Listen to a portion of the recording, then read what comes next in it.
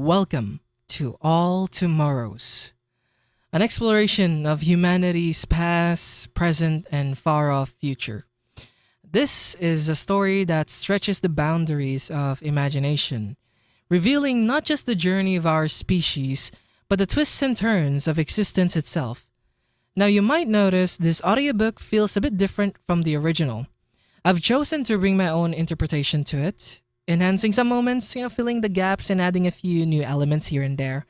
While the essence of the story remains intact, it's still 100% true to the book. This version is designed to offer a new and fresh perspective, one that feels personal and intimate as we dive deeper into the unknown together. This isn't just a retelling, it's a reinterpretation. A new journey into a timeless tale. It's about exploring not only the world of all tomorrows, but also what resonates us today, connecting past, present, and future in ways we can relate to it now. So please sit back and relax and enjoy this journey through humanity's most extraordinary potential futures. The story begins here, and who knows where it might take us. So let's dive in, and thank you so much for listening. Please enjoy, and I'm Luke. To Mars. For thousands of years, humanity looked up at the stars and wondered. We dreamed, we speculated, we told stories, but we stayed put.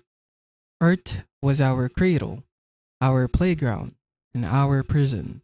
And for the longest time, we were content to stay there. But eventually, something changed. The turning point came with the unification of Earth's nation, not in a blaze of glory, but gradually, through necessity, as population soared past 12 billion, and the planet's environment began to crack under the weight of industry and consumption. We had no choice. Earth couldn't hold us forever. Mars had always been the next step. For centuries, it existed in our imagination, a red frontier waiting to be tamed. The technology to reach it and even settle it was already within our grasp. But we hesitated. Politics got in the way. Economies shifted. People clung to their comforts. The idea of living Earth seemed far away, abstract, you might call it, like a story we told ourselves but never truly believed. It wasn't until Earth began to suffocate, until the skies darkened, crops failed, and entire regions became uninhabitable, that we were finally pushed into action. The idea of Mars stopped being a fantasy and became a lifeline. But even then, getting there wasn't easy. We had imagined a quick, bold leap, a few daring missions, some high-tech habitats, a new civilization springing up in a generation. But reality hit harder. Terraforming Mars was no weekend project. It had to be done in slow, deliberate stages. First, we unleashed waves of genetically engineered microbes, tiny machines made of life. They spread across the surface, converting toxic air, breaking down minerals, and releasing oxygen. It was a quiet war against a dead atmosphere, and it took hundreds of years. Then came the water. We identified frozen comets and used nuclear-powered engines to nudge them from their ancient paths. When they crashed into the Martian surface, they exploded in plumes of steam and ice, creating lakes, seas, even oceans over time. The planet began to sweat and breathe. Next came life, Earth's own but redesigned trees, grasses, insects, and animals, all adapted to the new Martian climate. Everything was tested, tweaked, and modified to survive and thrive in a place that never had known life. And finally, when the atmosphere was breathable, the ground fertile, and the skies tinged with blue, people came. They boarded great ships, one-way vessels powered by fusion, sailing through the void with entire families asleep in stasis. Not tourists, no astronauts, just pioneers. And when they arrived, there was no grand ceremony and no triumph of heroism. The first humans to truly live on Mars weren't scientists or soldiers, they were children. Little ones running barefoot through fields of soft biosynthetic grass, laughing under a sky that their ancestors had turned from red to green and blue. It was quiet, it was beautiful, and it was only the beginning. The Martians, Americans. For several hundred years, Mars remained a kind of cosmic frontier, growing, developing, even thriving in its own right, but still considered secondary, a backwater compared to Earth's shining brilliance. Earth by then had entered what many would call later its golden age, freed from the burden of heavy, polluting industries, which of most had been relocated to Mars. It could now preserve its fragile biosphere without sacrificing progress. Earth became more beautiful, more advanced, and more indulgent than ever before. This was the terrestrial heyday, the peak of cultural, economic, and social development on the planet that had birthed mankind. But no heyday lasts forever. Just as the American colonies had once grown apart from their European rulers, so too did Mars begin to forge its own identity, slowly at first, and then with the increasing certainty, Martian governance took on a distinctly independent tone. They no longer saw themselves as an extension of Earth, but as something new, something different. They were the Martian Americans. The separation wasn't only political, it was also physical. After a generation in Mars' lighter gravity, the people began to change. Their bodies grew taller, more slender, limbs lengthened, bones thin. At first, they looked merely graceful, later, almost alien. A touch of genetic engineering aimed at adapting the human body to Martian conditions only widened the gap. Over time, these changes weren't just accepted, they became part of the Martian identity. And so the distance between Earth and Mars grew, not just across space, but in ideology, biology, and culture. Still, for a while, both worlds maintained a fragile balance. They acknowledged their differences, lived with the tension, and kept the peace. But that balance was never built to last. Mars had something Earth no longer did: boundless energy, a young, motivated population, and nearly limitless resources waiting to be tapped. It was only a matter of time before the pendulum of power began to swing. The Civil War. The rise of Martian power was inevitable, and with it came the growing question: would the shift occur through peaceful transition or through war? Two paths had always lain ahead. Either Mars would overtake Earth economically over the span of centuries, or the conflict would come suddenly, brutally, through arms. For nearly 200 years, the peaceful path seemed to hold. Progress was slow, but steady. Trade, innovation, and quiet competition gave the illusion of stability. But the pressure, even when gradual, builds, and eventually, inevitably, it breaks.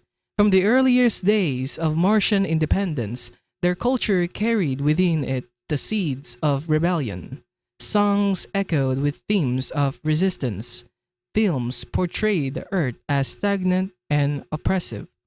Daily publications celebrated Martian ingenuity while quietly stoking resentment toward the old Earth. Repetition bred belief, and soon that belief hardened onto ideology. To be Martian meant to be new, restless, boundless. Earth was the past, gray, bureaucratic, weighed down by history. Mars was the future, alive, agile, and full of possibility. This ideology didn't fade with time, it intensified.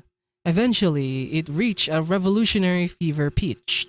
In a bold and final act of defiance, Martian leaders passed legislation to ban all non essential trade and travel with Earth. No cultural exchange, no luxury goods, no Earth tourists walking Martian streets. To Mars, it was a declaration of independence. To Earth, it was a death sentence. Without Martian industry and raw materials, the glittering illusion of the terrestrial heyday began to unravel. Though essential goods like food and medicine continued to move, the loss of Martian imports meant a collapse of countless sectors on Earth. For the average citizen, it translated to an economic catastrophe. Most people lost three-fourths of their income overnight. Earth had no choice. Diplomacy failed. Pride, fear, and necessity took hold.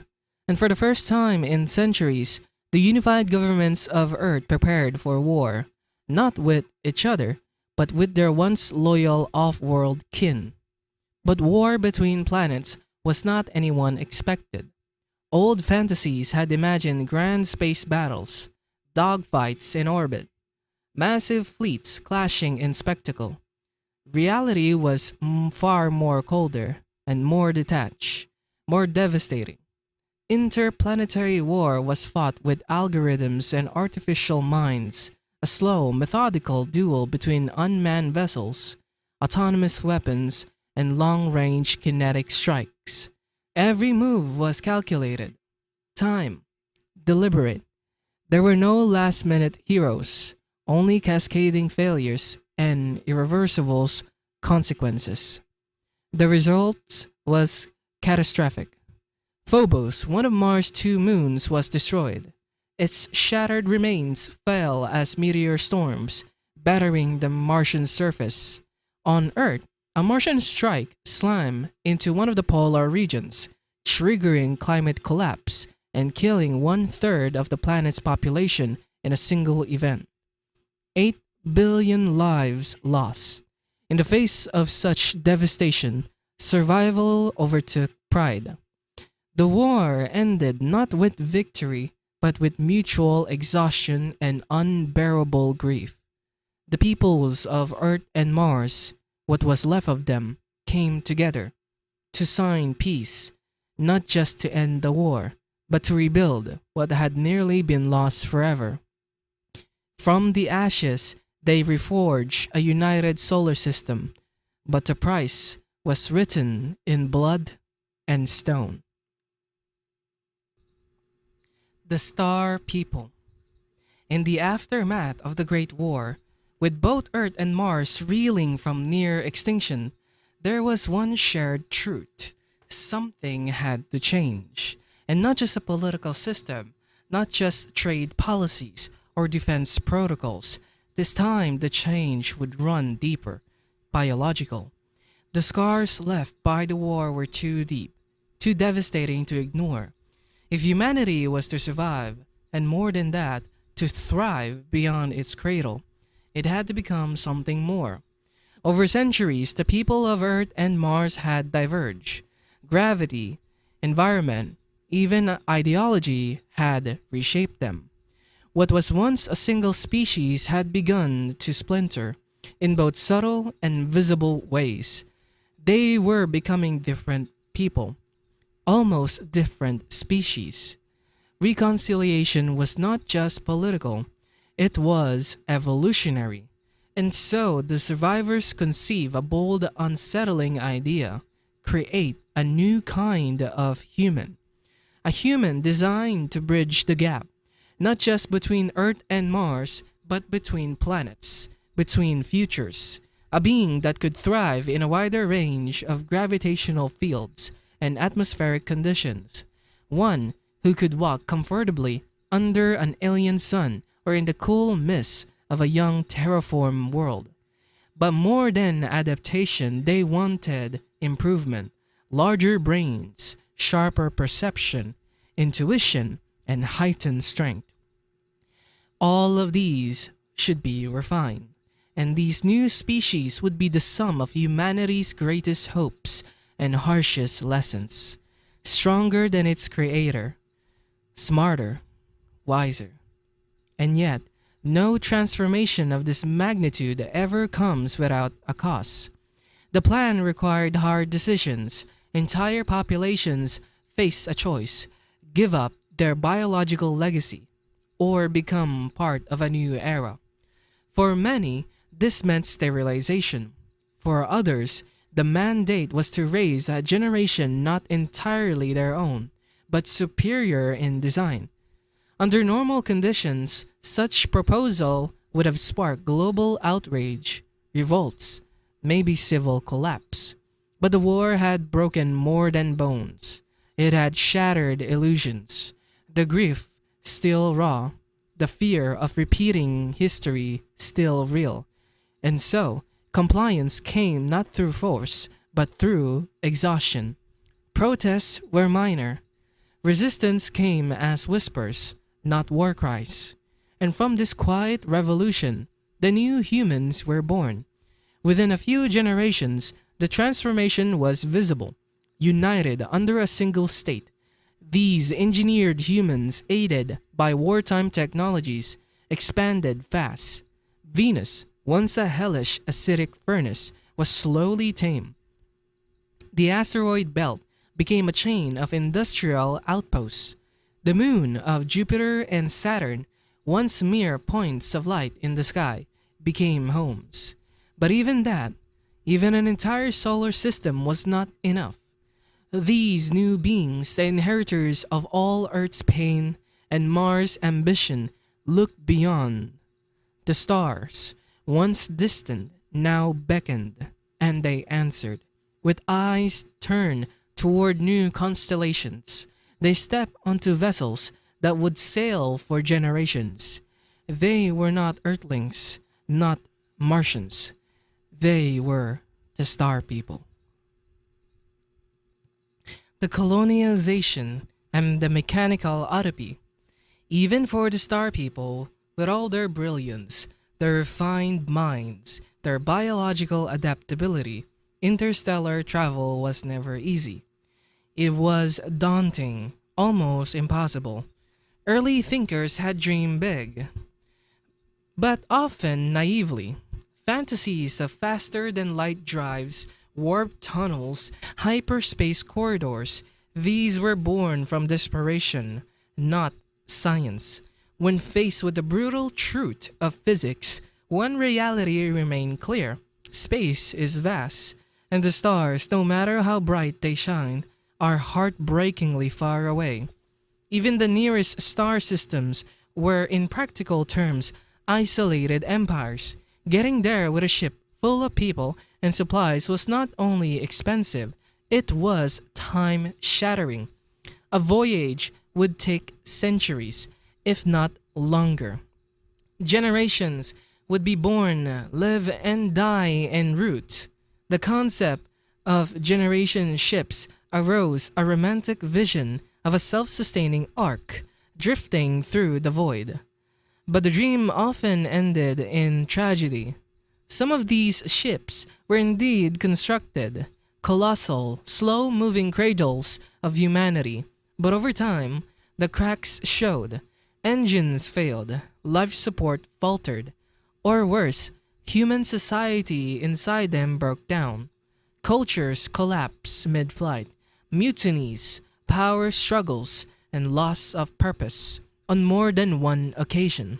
These ships were found centuries later, dark and silent, a floating tomb to humanity's overreach. So a new method emerged. Don't send humans, send machines first. Smaller, Faster vessels were launched.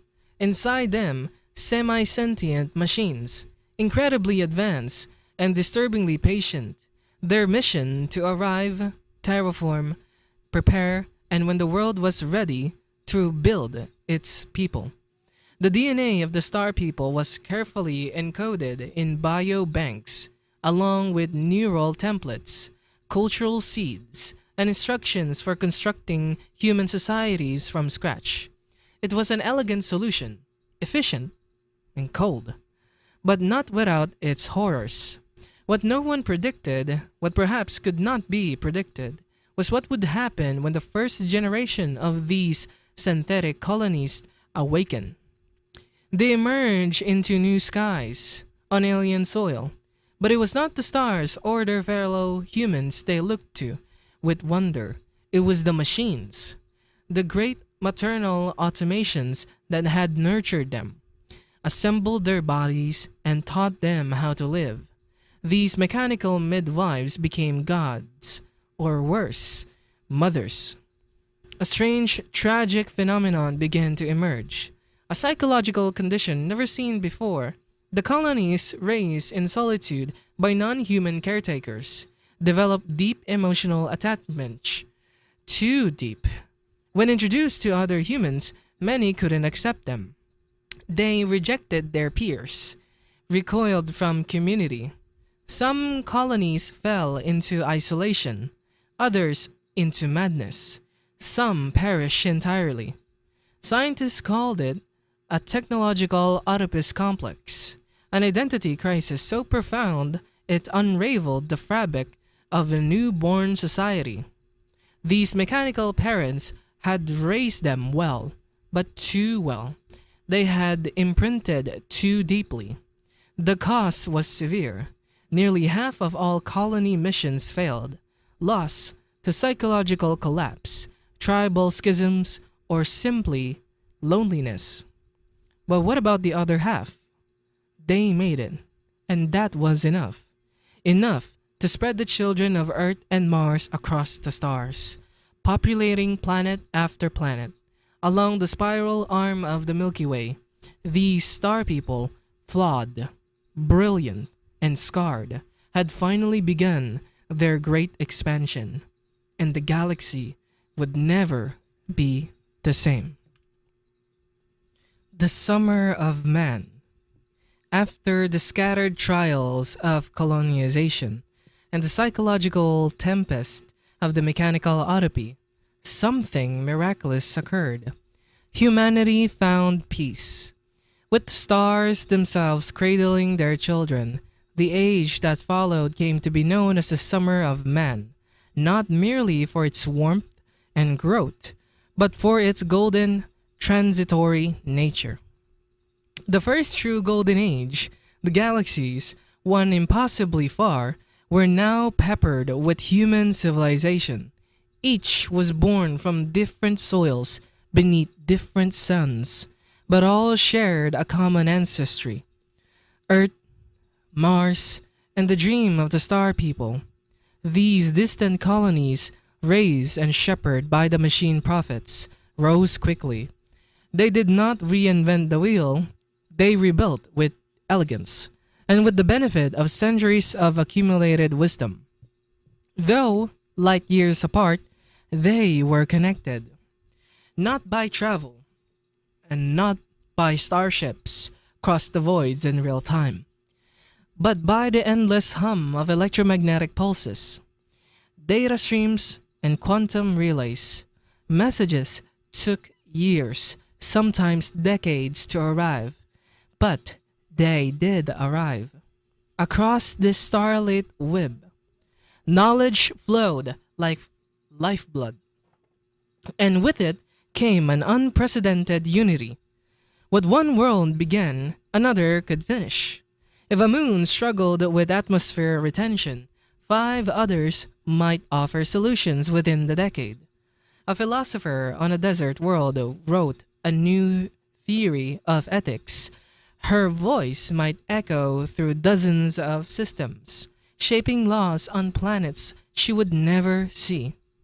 The pace of technological advancement became almost dizzying.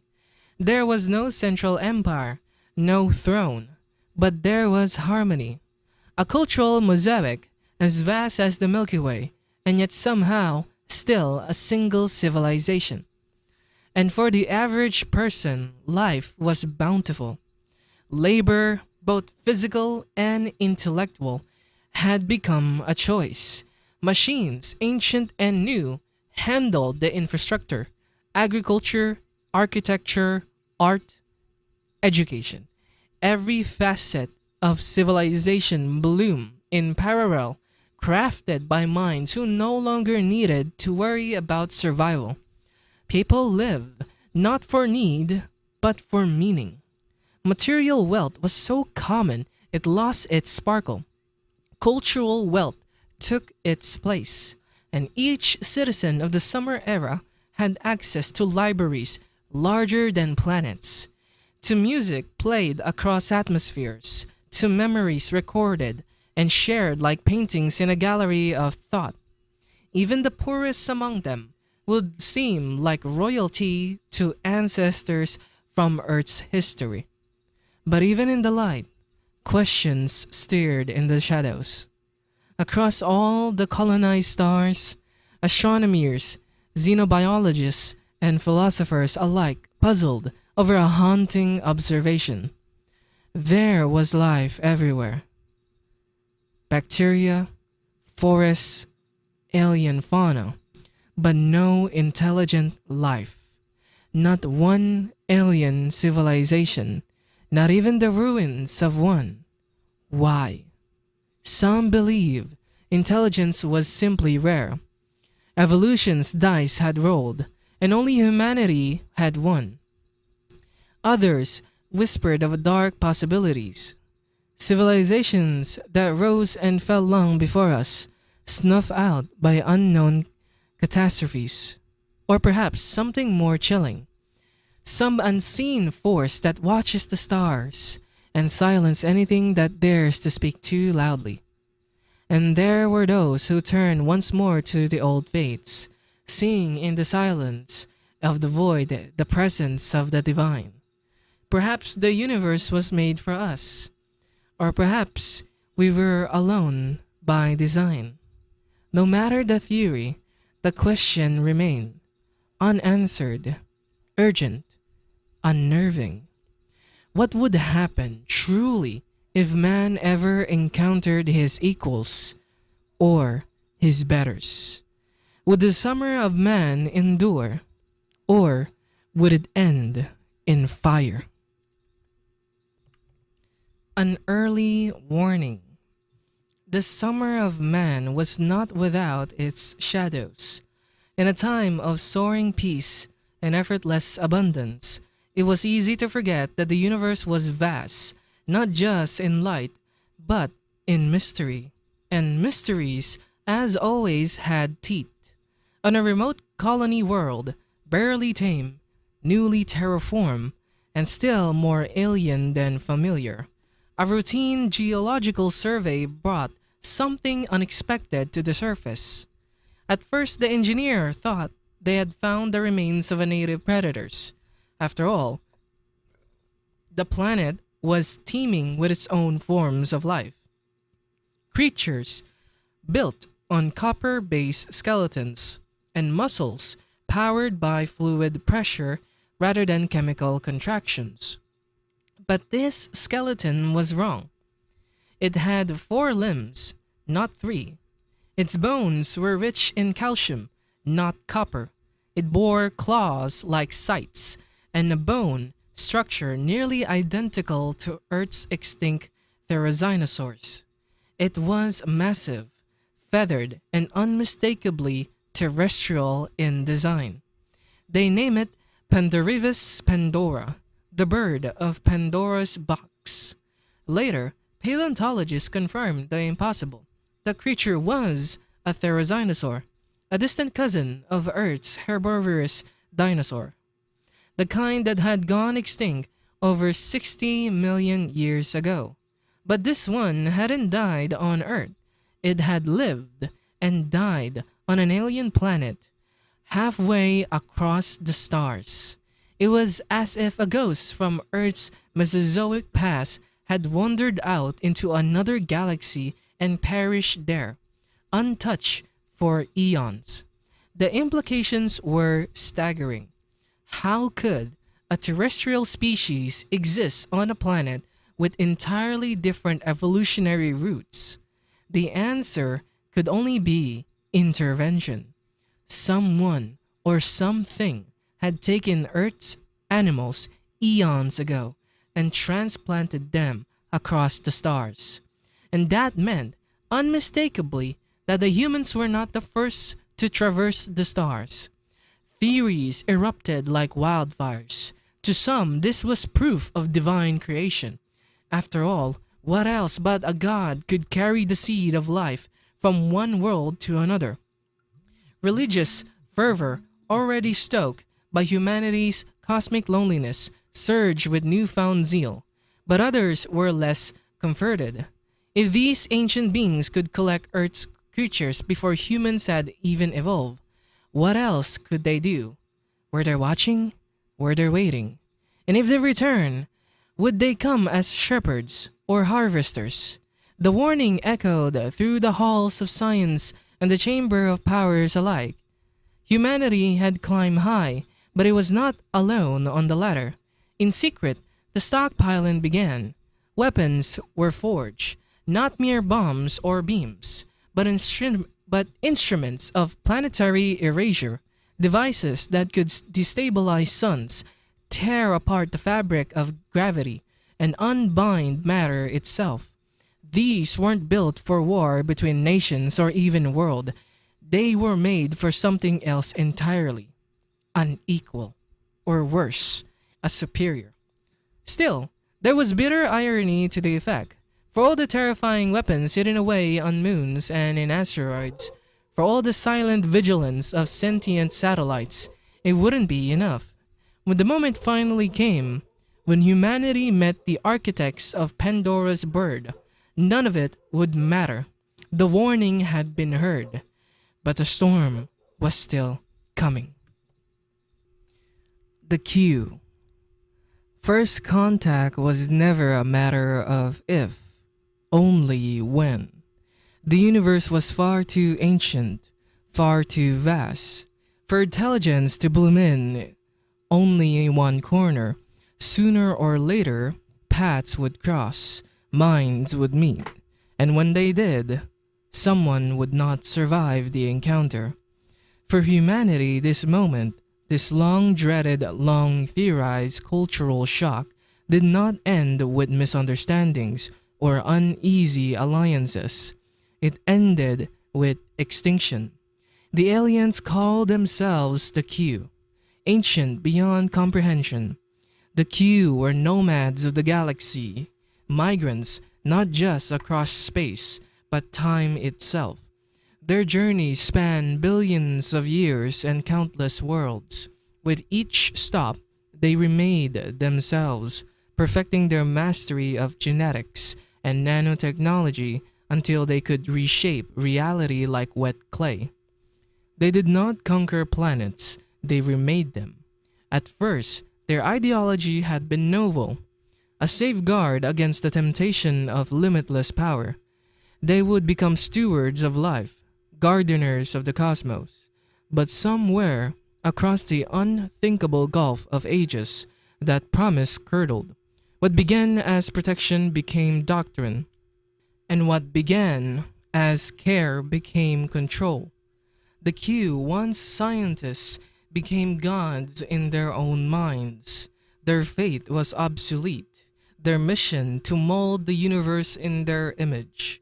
So when they found humanity sprawling across the stars, proud of its own golden age, the Q did not pause. To them, humans were unfinished, raw, primitive, a missed opportunity. In their eyes, humanity wasn't something to destroy, it was something to fix, and so they did. In less than a millennium, every human world fell. Colonies were scoured clean or twisted into grotesque parodies of themselves. Oceans boiled, cities atomized, whole populations were not merely killed, they were restructured, reassigned, and reimagined. A mother became a living filtration unit, a child a neural node in a planetary AI, an entire culture compressed into a single biological sculpture that screamed in its sleep. The rearmament meant nothing. Planet crackers, star splitters, weapons forged in secret and buried in asteroids, all unleashed in flashes of desperate resistance, did little more than flicker against the Q's indifference. They were not cruel, they simply were. To them, it wasn't war, it was renovation. And in time, humanity ceased to exist. The dreamers, the poets, the rebels, the lovers, gone. Not dead, no. Something worse. They had been changed. But even in this apocalypse, something strange remained. A sliver of truth. Humanity is gone, but humans are not. They live on, in altered forms, in alien bodies, in reshaped minds and artificial lives, memories fractured, desires written, but traces remain. A hand, reaching out from a shell that no longer remembered why it reached. A song, sung in a voice that had no mouth. A thought echoing through a silicon brain. Was I once something else? Mankind extinguished. The once brilliant worlds of humanity, planets tamed by science and imagination, now stood quiet beneath alien skies. To the Q, they were disappointing. These were not vibrant, alien ecosystem, but human gardens. Artificial Edens shaped by the arrogance of a species that believed it could rewrite nature. Entire native biosphere had been purged, replaced with carefully balanced constructs of Earth life. Engineered forests, synthetic animals, breathable skies. The Q were not impressed. What they saw was blasphemy, another race daring to play God. And so they punish. But their wrath was not fire and blood. It was transformation. In a brutal twist of mercy, the Q spared human DNA but annihilated everything else. Cities, cultures, minds erased. Human beings were reshaped, repurposed, reimagined into tools, livestock, decorations, and curiosities. Not one remnant of human sentience remained. They save the flesh, but burn the soul. And so, the species live on in nightmare forms. A once proud philosopher now grazed as a six-legged herbivore. A child laughed, but only because it had been programmed to respond to its master's presence. Whole populations function as organic filters, engines, living doors, and furniture. They were not slaves. They were furniture. For 40 million years, the Q reigned. Their works were vast, mountains carved into sculptures of thought. Oceans turned into sensory organs, worlds etched with symbols too vast for any one mind to see. They did not govern, they performed. Creation was worship, change was prayer. And then, as mysteriously as they came, the Q departed. They move on, driven by a mission that had no end. They left behind not ruin, but something far stranger. A galaxy seeded with distorted echoes of a once great race. 1,000 worlds, each filled with creatures that had once been men. Most died soon after. Freed from their designers, they lacked the instincts, tools, or structure to survive. Ecosystem collapsed, bodies unraveled, entire planets became graveyards. Their inhabitants, confused, mute, and dying. But not all. On a few precious worlds, something endured, something adapted, change again, relearn again, and relearn survival. And in these new, twisted descendants, now feral, and now gentle, and now monstrous, there flickered the last embers of humanity, not as we knew it, not as it once was, but something new. The age of man had ended, but the story was not yet over. The worms. Their sun was cruel, twisted by the Q's forgotten experiments. It blazed with a light too strong for life. On the surface, what remained above was desolation, a crack, blistering crust, scattered with a fossilized skeleton of cities. Towers, once kissed by stars, now lay melted, shattered, and half buried beneath wind-swept ash. But as life as always found a way, beneath the surface, hidden from the sun's fury, the planet breathed. Forest, not green, not alive in any way we would recognize, sprouted across the wasteland. Towering crystals pulse slowly, filtering air, capturing sunlight, releasing oxygen like ancient lungs. And below that, the worms. They were not worms, not truly. They were what was left of humanity. No longer than a man's arm, they slithered and tunneled through the soil like aimless ghosts of a forgotten age. Their skin was pale, nearly translucent. Their limbs, what remained of arms and leg, had shriveled into stubby clawed nubs, used for burying their faces. Almost nothing remained. No teeth, no ears, and eyes reduced to mere black dots. They were blind, deaf, mute, and yet not mindless.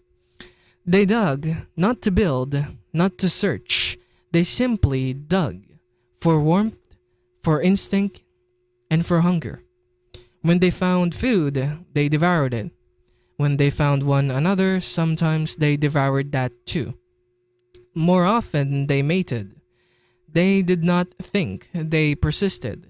And that persistence lay a secret, a single spark.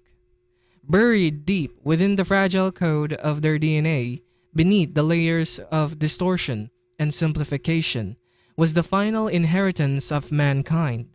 A shred of memory, a sliver of potential, a seed. And as long as that seed remained, the story of man was not yet finished. The Titans. The savannah stretched out, endless, a barren wasteland beneath a sky where no human voice had ever been heard. On that forsaken world, a new reign had begun. Enormous creatures plodded through the grassland, their every step shaking the ground beneath. Their bodies vast, muscled, and heavy, measured more than 40 meters in length. The air shuddered with the weight of their presence. These were the Titans, colossal descendants of the Star People. Their lineage twisted beyond recognition. They no longer bore the elegant grace of humanity. Their front feet, once capable of delicate manipulation, had become stubby. Their thumbs useless except for uprooting ancient trees. But in their place, they had evolved muscular trunk-like organs, much like the elephants of Earth's forgotten past. With them, they move, ate, and thrive. To the unknowing eye, the Titans might have seemed to be nothing more than beasts. But beneath that monstrous exterior, there was something more. Intelligence. Their hulking frames had allowed their brains to grow large enough to foster thought. Thought enough to carve intricate figures from wood, to build dwellings like vast hangars, sheltering them from the world's harshness. With this settled existence came language, myth, and memory. Around their great fire, booming voices echoed, retelling the half-remembered stories of their ancestors. In their booming roars, they spoke of the star people, of the great cities, of the before time, long past. It was easy to imagine a future where these creatures, these titans, could rise again, crafting a civilization in their own image. A future where humanity, though twisted, could reclaim its place among the stars. But the ice came. A cold wave descended on their world, an endless winter, and with it, the titans vanished. They did not rise again. Their monuments lay half buried in snow. Their myths faded into the storm, and the plains emptied. For all their greatness, they were but a fleeting moment in the galaxy's vast timeline. The predators and prey. In the wilds of a forsaken colony, where once there had been humanity, only the feral remained. The predators were many, and they were pretty terrible. These twisted descendants of the Star People were barely recognizable, with massive heads, their jaws bristling with teeth designed for nothing but destruction. Some had claws that could rend flesh, others talons as sharp as knives. Their bodies, twisted by genetic tampering, were made for killing.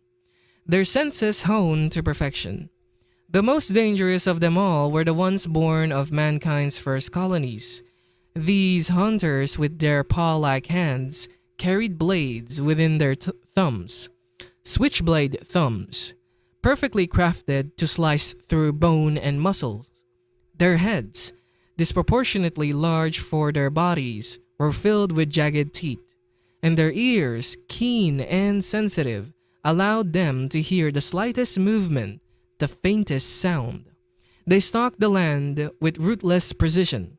They hunted across the prairies, through the dense forests, and scaled the craggy mountains, where prey was plentiful. And that prey, herbivorous saltators, was just as terrifying in its own way. With bird-like leg, the saltators leap across the land, their eyes always scanning the horizon for the next predator. It was a constant, brutal dance, hunter versus hunted. In this twisted world, there was no place for peace. The predators thrive in the struggle, and the prey had no choice but to fight back. Yet, in their endless conflict, the predators began to evolve. They did not forget the spark of intelligence that once belonged to them. Their intelligence, however, was sharpened by their hunger, their need to kill. And so, in the endless cycle of life and death, the predators honed themselves into the perfect killing machines, all while the prey struggled desperately to survive.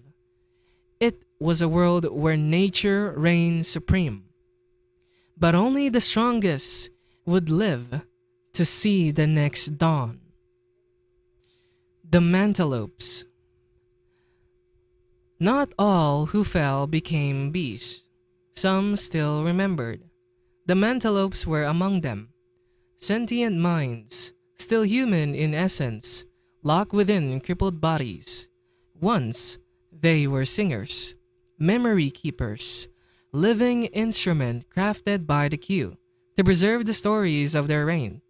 But when their masters left, they were forgotten, and they suffered. The change came fast, their spines bent, their limbs failed. They dropped to all fours, stumbling like newborn fowls into a world they could no longer command. Their once human grace was reduced to the lumbering rhythm of herd animals, grazing under alien skies. Yet, they still understood. They could see, and they could think. They could feel the tragedy of their existence. And so, across the golden plains of sterile, synthetic world, the Mantelopes sang, not out of joy, but out of sorrow. Their voices echoed with the tales of loss, identity, and pain. Generations pass, and within their mournful herds grew great oral traditions, religions built around their curse, myths born from their memories. But evolution does not honor sadness, and nature shows no mercy for the poetic. A simpler Mantelope, duller, quieter, faster to grow, ate just as much, reproduced just as well, and did not weep. In time, those with the curse of memory faded, and the plains grew silent. No songs and no stories, just grazing. And the last echo of their sorrow vanished into the wind, and with it, the final flicker of a human soul in that lineage. For in the uncaring grind of evolution, nothing is sacred. The swimmers. The oceans were quiet when the queue departed, once they had been full, teeming with strange liquid lives crafted from the bodies of humankind. There were eel people, whale things, living fountains, even mindless feeders, bred solely to be devoured. A menagerie of wonder and horror, all domesticated, all belonging to their alien masters. And when the queue left, they died. All of them. All save a few. These survivors, the swimmers, were not so monstrous as the rest. Their forms still whispered of their ancestry. Hands hidden in flippers, feet shaped into flukes, and eyes that remembered. But they did not speak, not in words, and certainly not in understanding. They glided through the ecologically frozen seas of a world no longer watched, no longer shaped. The fish and crustaceans they hunted were descendants of Earth's stock, scattered into niches left behind. Then life began again. Prey grew faster, swimmers grew sleeker. Some fish grew armor, others poison. Some swimmers learned to leap, others to dive deep. Generation by generation, instinct replaced memory, and slowly, the swimmer drifted further from what they had once been. Once they were people. Now they were predators, preys, mothers, and children. They were creatures, but in the quiet moments when the sunlight filters just right through the blue and the ocean sighs in ancient rhythms, perhaps somewhere in the deep, a swimmer's gaze still lingers on the horizon, waiting for a time when minds might awaken again, when the tide of sentience might return. But for now, they swim, and that is all for now. The lizard herders. They were the lucky ones. That's what others would have said, if they survived to say anything at all. The queue, in their unknowable grace, had spared these people the grotesque mutations, the warping transformations. Their bodies still resembled those of their earth-born ancestors, but their minds, the queue had reached in and gently extinguished the light. Not brutally, no. This was surgical, almost merciful. Sentience erased, curiosity muted, the engines of thought forever idling. And when the queue vanished, as they always did, the sub-men remain. They should have reclaimed their fire, clawed their way back up, reinvented the word, and rediscovered the sky. But they didn't. And why would they? There were no predators on their garden world. No wars, no hunger, no reason to struggle, to learn, and to dream. And the last cruel joke of their ancestors? A small alteration buried beneath, deep in the brain. Heuristics silence, the spark of innovation smothered before it could even be born. So they live, dumb, peaceful, forgotten. And in time they became herders, not of cattle, and not of dog, but of reptiles. Massive, slow herbivores whose ancestors had once lunged in terrariums back on Earth. A strange partnership grew. Instinctual, repetitive, the sub-men led them to graze. The reptiles grew fat, and the reptiles multiplied. The climate favored them. The world was theirs for the taking, and take it they did. Species bloom in wild profusion, scaled giants in every shape and hue, and as their numbers swelled, the dumb herders fell silent. There was no violence and no great extinction, just a slow, quiet sleep into bestial oblivion. No myths, no last songs, no one left to remember that they had ever been more than animals. Just silence and lizards. The Temptors. In their case, it was almost art. The Q, mad in their vision, had sculpted the Temptors not for function, not for survival, but for aesthetics. And yet somehow they survive. That was the first miracle. The second, that they did it in that form.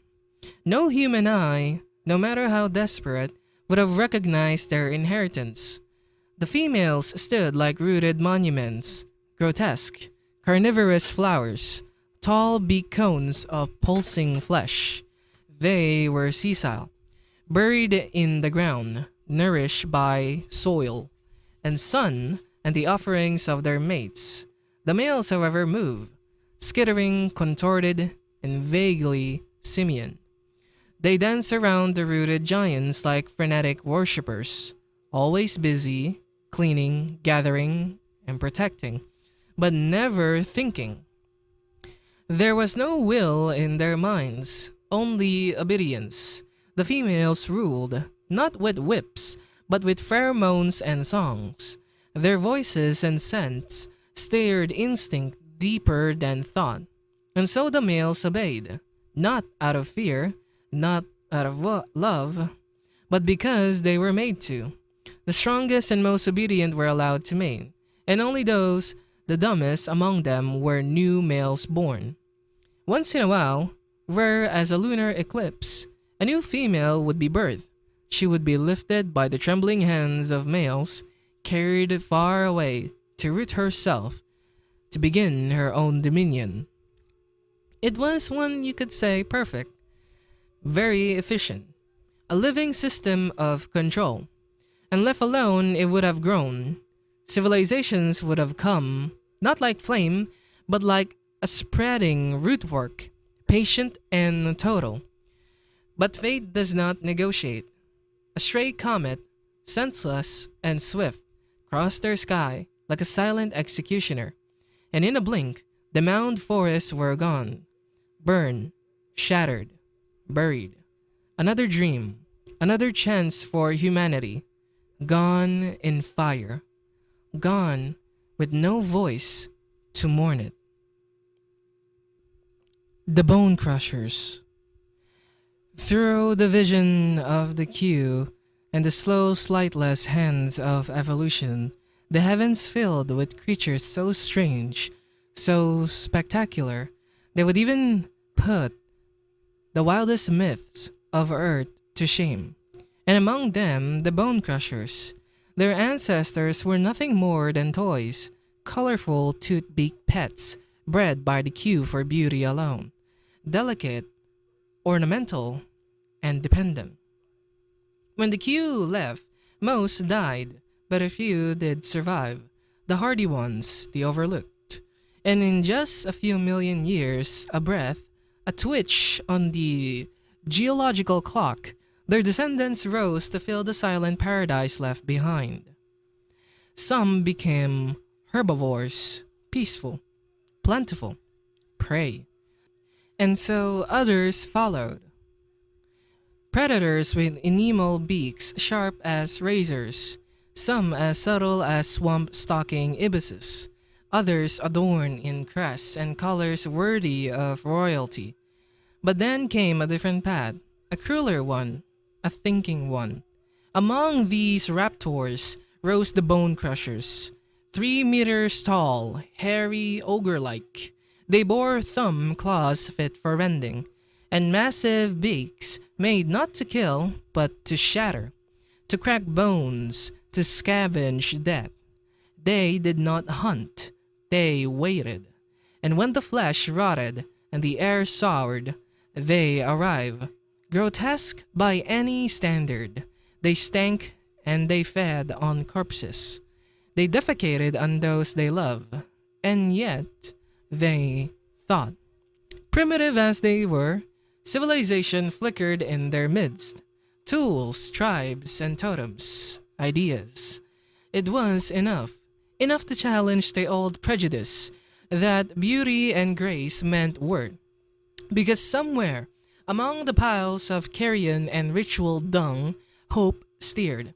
A hope that maybe, just maybe, the future of mankind could wear a monstrous face, speak in grunts, and still dream. But that dream, like so many before it, was fragile. Their diet doomed them. Carrion could not sustain a nation, and as centuries pass into stillness, the bone crusher's medieval world collapsed. No wars, and no catalysm, just slow, quiet decay. Their cities crumbled, and the wind carried their stench into silence. The next one would be the colonials.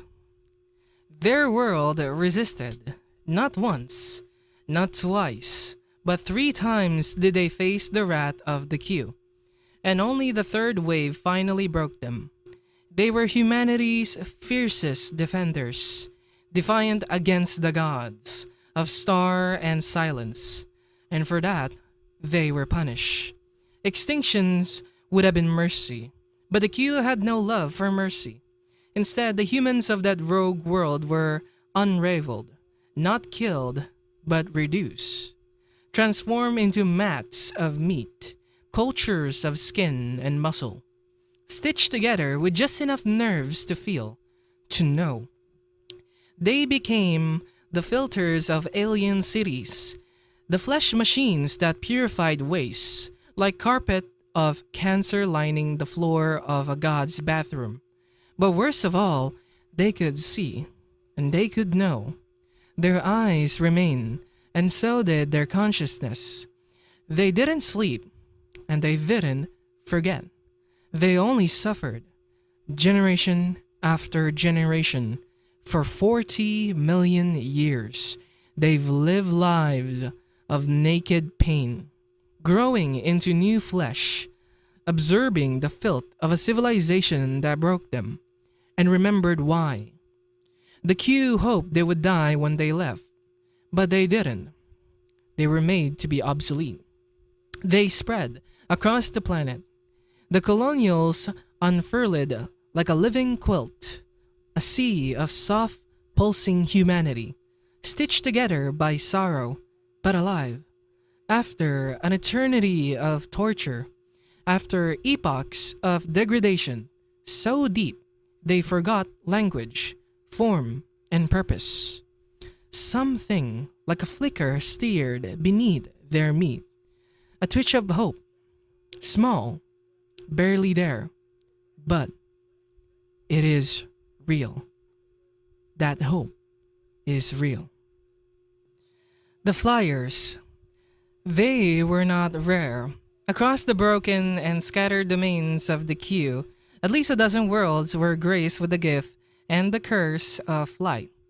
Flight not born from wings of feathers or divine grace, but from human ancestry, twisted and repurposed. On some worlds, they flitted like bats.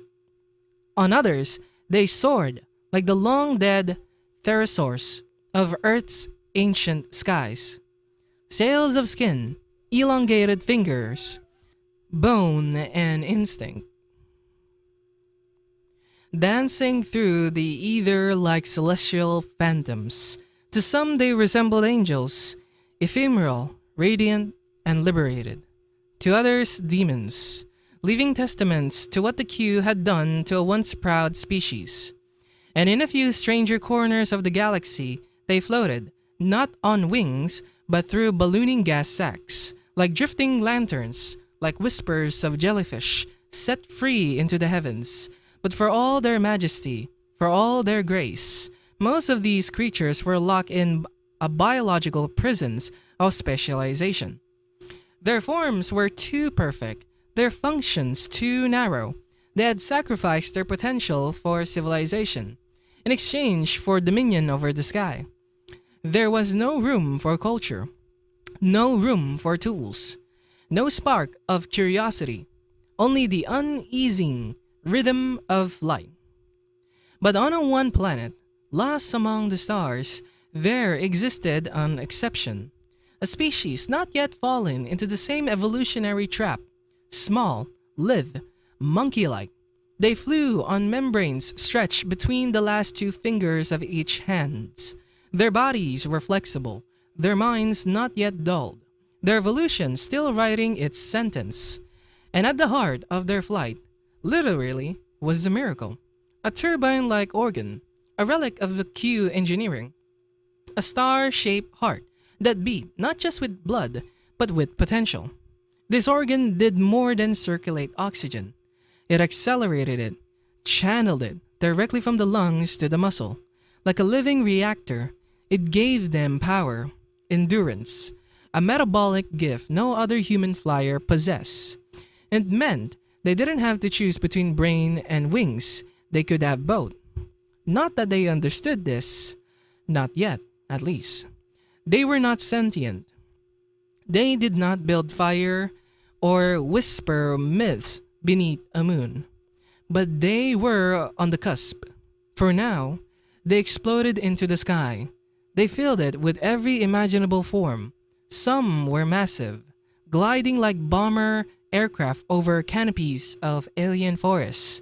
Others were blurs, chasing the wind itself, hunting with speed that tore the air into shreds. The skies were clean, the ecosystem untouched. Predators, sailors, divers, and floaters all had room to thrive.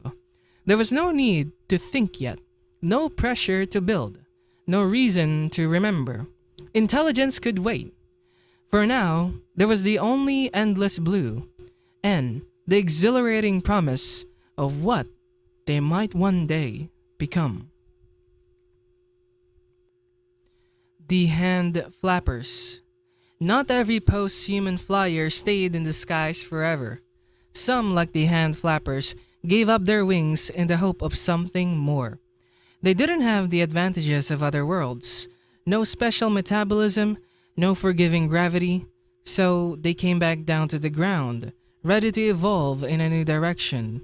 Their wings, once graceful and delicate, slowly shriveled and reshaped into arms again. Their legs changed too, but they still carried a certain awkwardness, like they never quite forgot how to perch. At a glance, they might seem like they were on the brink of something great, maybe even the spark of civilization. But there was one problem, a simple, cruel flaw. Their hands, those reclaimed wings, were useless. They couldn't grasp or shape or build. They couldn't hunt, carve, or carry. What they could do, however, was signal bright, fluttering displays that caught the eye during mating rituals. So instead of building a future, the hand flappers dance, they wave and flash and flirted. And that was it. No tools, no fire, no cities. Just a slow, beautiful descent into evolutionary silence. The blind folk. When the Q came to their world, the blind folk didn't stand a chance. They dug in, literally, they dug deep, creating huge underground shelters, hoping to outlast the invaders. But the queue found them anyway, remade them into something strange, turning their underground refuge into a bizarre new world. The shelters were a realm of perpetual darkness, with only a faint glows from bioluminescent fungi and glowing creatures lighting the way. The underground was alive, with odd, pale insects, strange birds, and huge rodents, all fighting for survival. There were even deadly crocodile like fish patrolling the streams, while blind bats hunted with eerie precision. And then there were the blind folk. They had evolved without eyes, their faces smooth and featureless, where their eyes should have been. In place of sight, they had long, sensitive fingers, whiskers, and ears that allowed them to feel and hear their way through the dark. They were rarely seen but always heard, their banshee-like screams echoing through the caves as they navigate their world. Despite how well they adapted to the darkness, they were doomed. The planet's shifting plates slowly destroyed their shelters, and before the blind folk could ever develop intelligence or escape, they were lost to the deep, dark earth. The Lopsiders.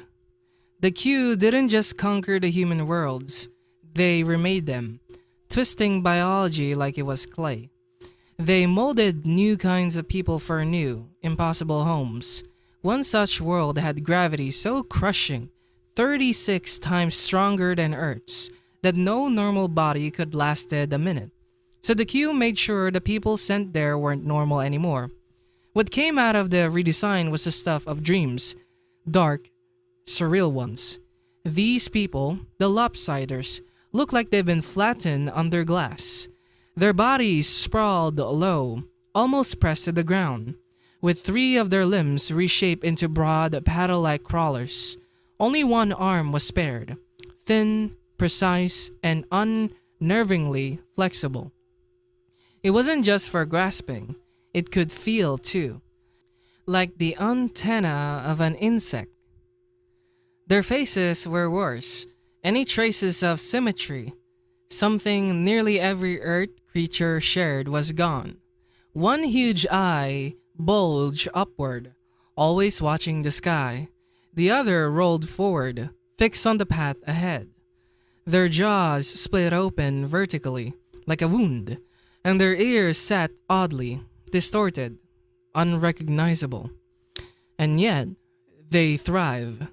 The gravity that should have crushed them became home.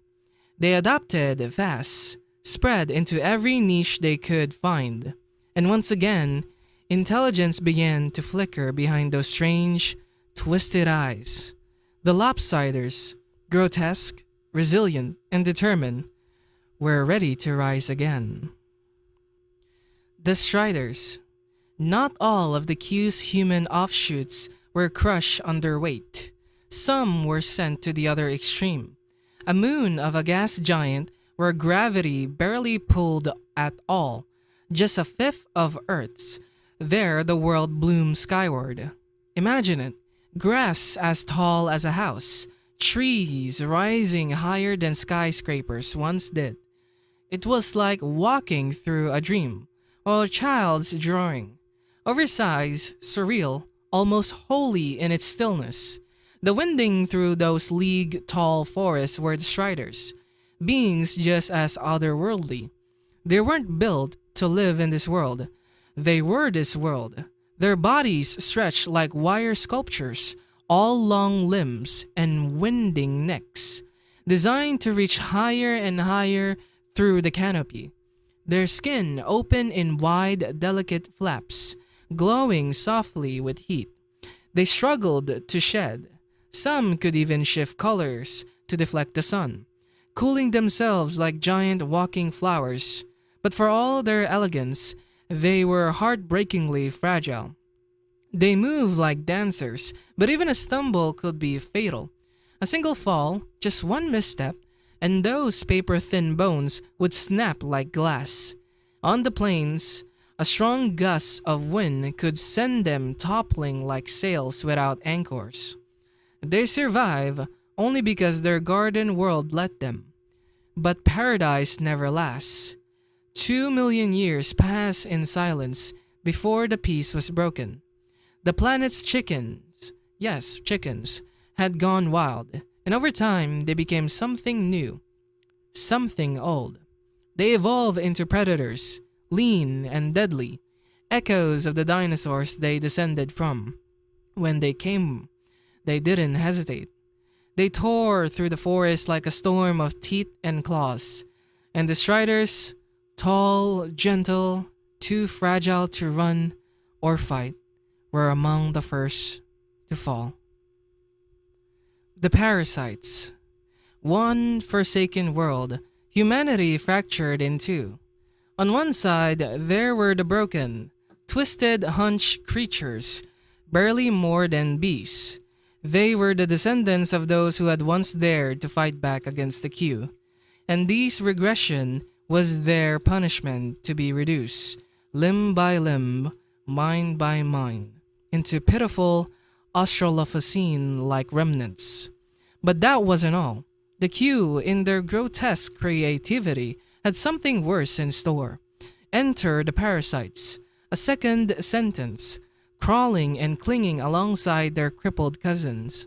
These weren't metaphors, they were literal parasites, warped remnants of human beings that had been reshaped into monsters of dependency. Some were the size of tortoises, slow-moving vampires that lumbered toward their prey. Others were small, fist-sized clingers, living permanently fused to the skin of their hosts. And then there were the horrors, microscopic, internal, parasitic fetuses that lodged themselves in wombs like living miscarriages, gruesome shadows of children that never were. For 40 million years, the Q watched this experiment unfold, not with indifference, but with interest, as if every grotesque variation of suffering was art. The punishment was layered, refined, almost theatrical. But when the Q left, most of their twisted creations couldn't survive. Some of the degraded humans learned to fight back, burning the parasites off, drowning them, even consuming them.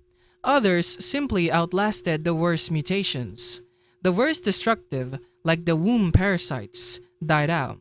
They sterilized their hosts too efficiently, and so sealed their own doom.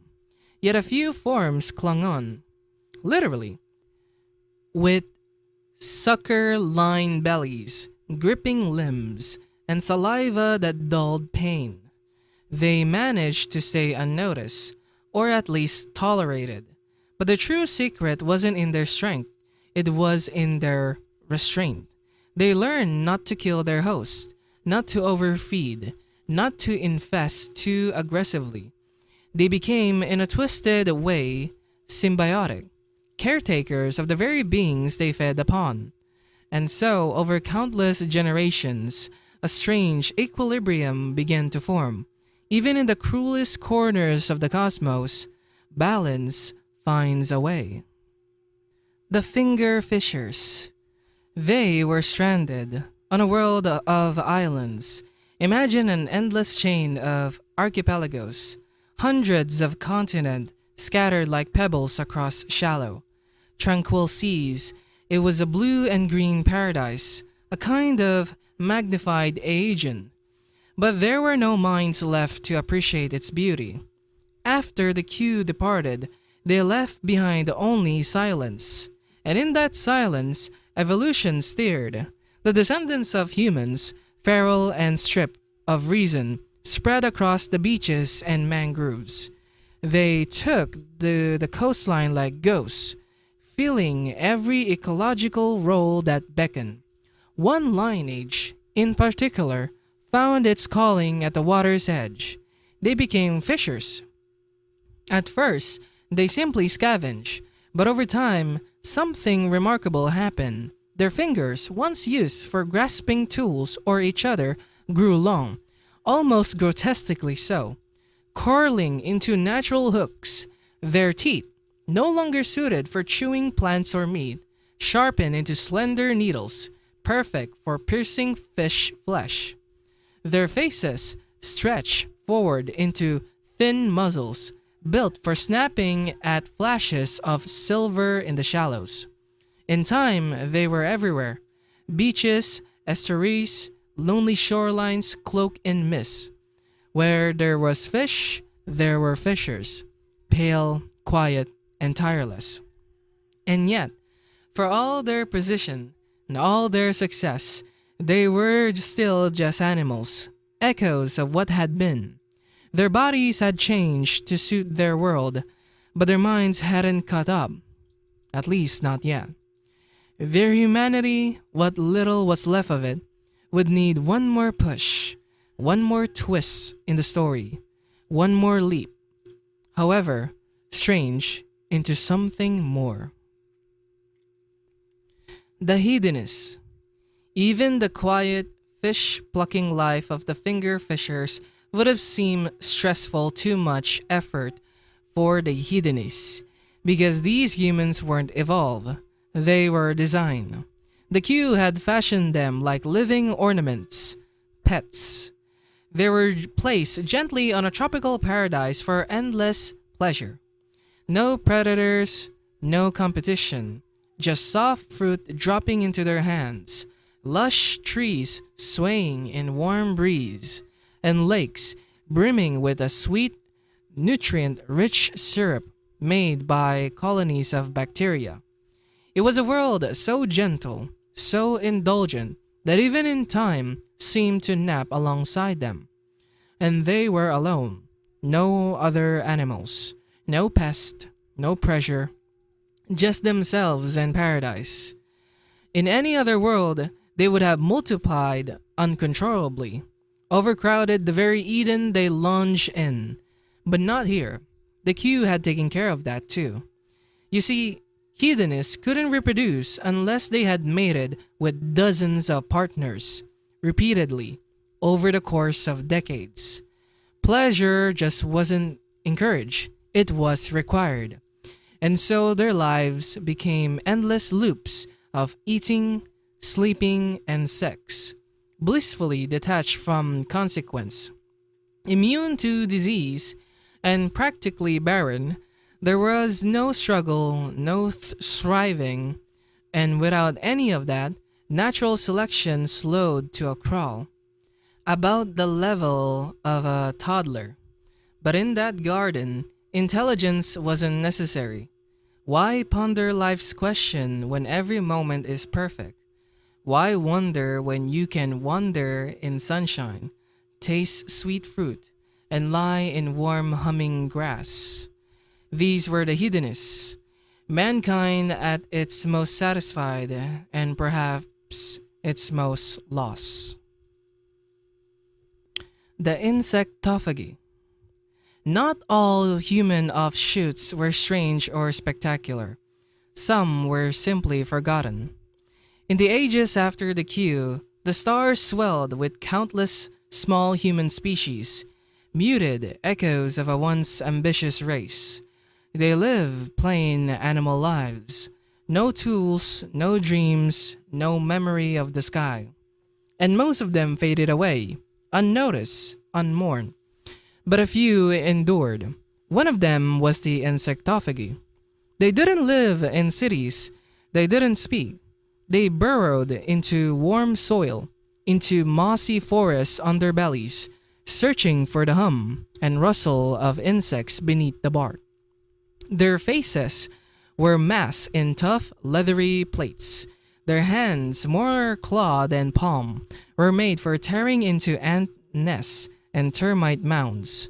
And their tongues, long, narrow, serpentine things, shot out like spears, snatching beetles and grubs with uncanny speeds. They weren't beautiful, they weren't clever, but they were quiet, and they were survivors. While other lineage perish in wars or dreams too large for their worlds, the insectophagy crept beneath it all. Content with simplicity, they asked for nothing more than a safe nest, a full belly, and a mate when the seasons turn. And perhaps that was enough. In time, long after the rise and ruin of greater creatures, they would remain. The meek would inherit the cosmos, but not yet.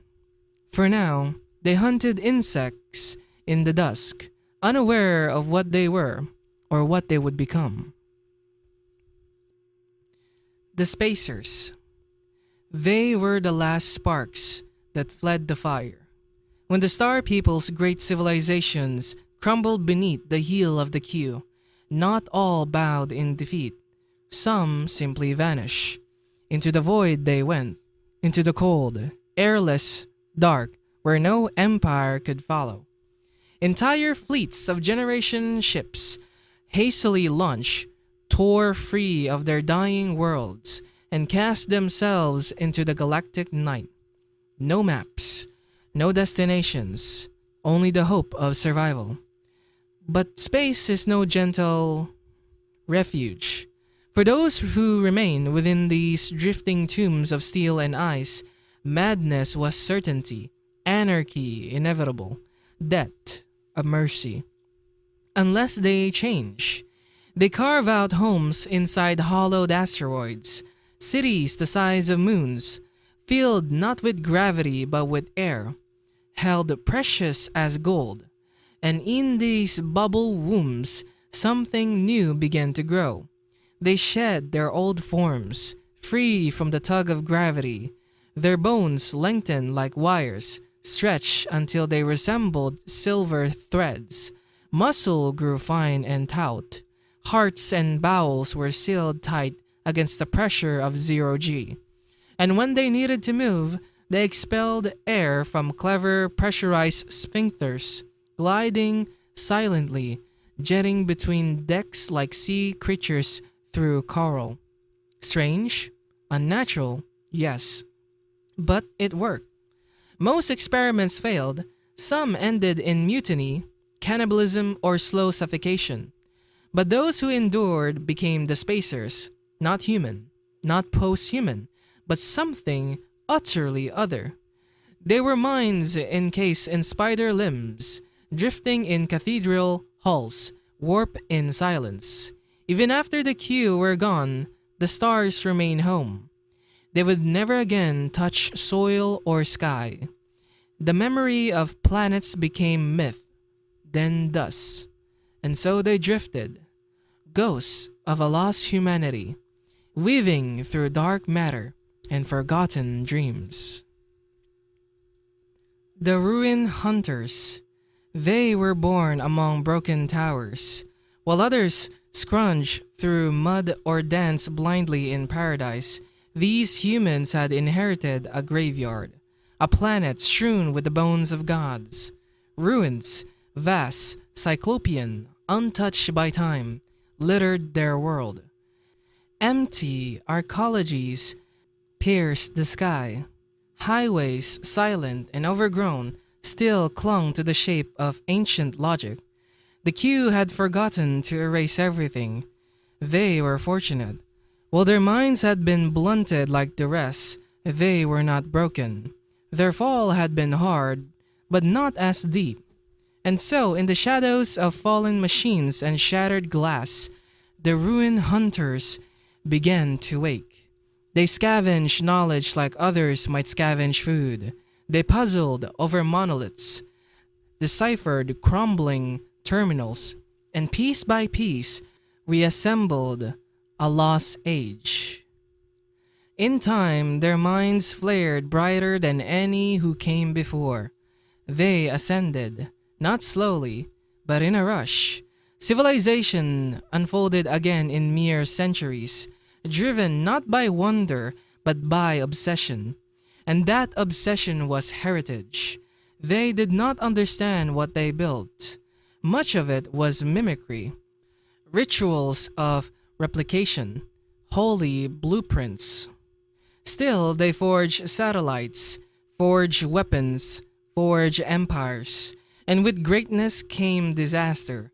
5 world wars tore their home apart. 2 ended in firestorms of fusion. The skies choked with ash and glass. But the ruin hunters endured. Fire only sharpened them. When they rose from the ashes, they were stronger, united, disciplined, and certain.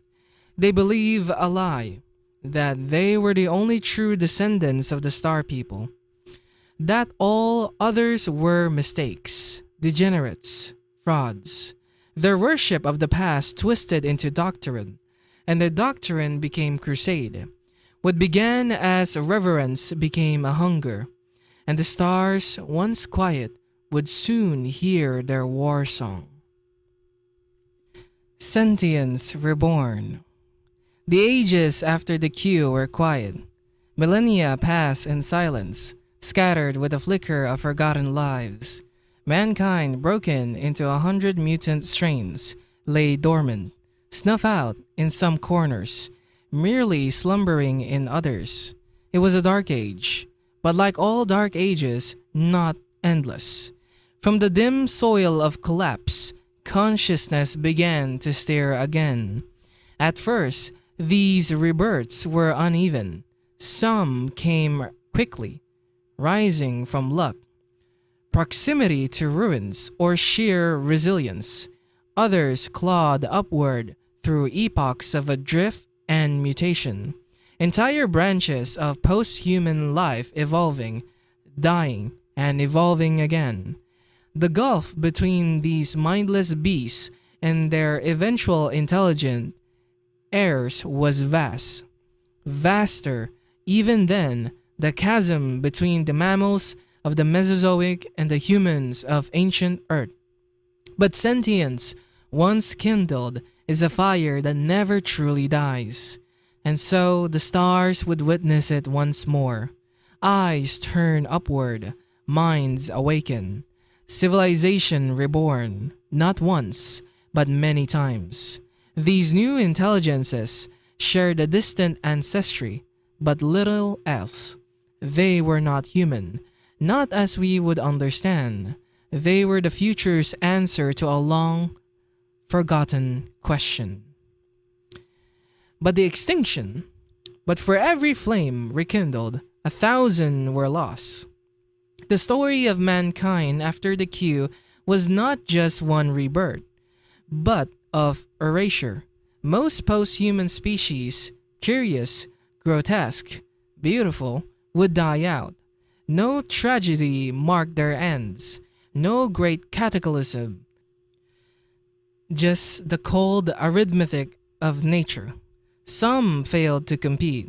Some were unfit for the shifting tides of the climate, prey or chance.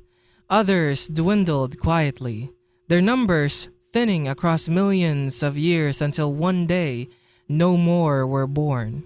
Whole families vanished without witness. Yet, this death was not in vain. Each extinction carved a hollow in the world, and life, tireless, would rush to fill it. Where one fell, another would rise. Where one niche emptied, a dozen new forms would bloom. The cycle turned and turned again, and amid the churn of death and birth, the star bore silent witness to the slow, persistent return of thought. The Snake People, the descendants of the worms. The sun, once a burning tyrant, began to cool, and life slowly unfurled from the depths of the earth, where it had hidden for ages. The surface, once desolate, now buzzed with the vibrant reawakening of life. Beasts of all shapes and sizes, adapted over countless years, flooded the terrestrial realms, left vacant for millennia. And among these ancient survivors, the descendants of the worm emerged anew. Where once the subterranean darkness had ruled, now the surface offered new freedoms. These snake-like creatures found their place, whether as grazers, swimmers, or fierce hunters. Yet among them, one strange branch stood out, a form that, despite its origin in the tree climbing serpents, rediscovered the spark of human intelligence. Their spiraled brains, remnants of their distant ancestors, churn with thought. With bodies born of serpentine grace and strength, they adapted their pelvic limbs into hands, delicate yet capable. Though they look like nothing like the human of the past, their minds awoke in much the same way. They saw the world, questioned it, pondered its mysteries, and created with the same drive that once propelled their forebears. As their ancestors had, so did they, building civilizations, laying the foundations of empires, only to watch them rise and fall. Agricultural societies sprouted like seeds in fertile soil, followed by industrial booms, radical social movements, brutal wars, and a complex web of globalization. But despite the echoes of human history, their world diverged from ours, each civilization living behind its own unmistakably serpentine mark.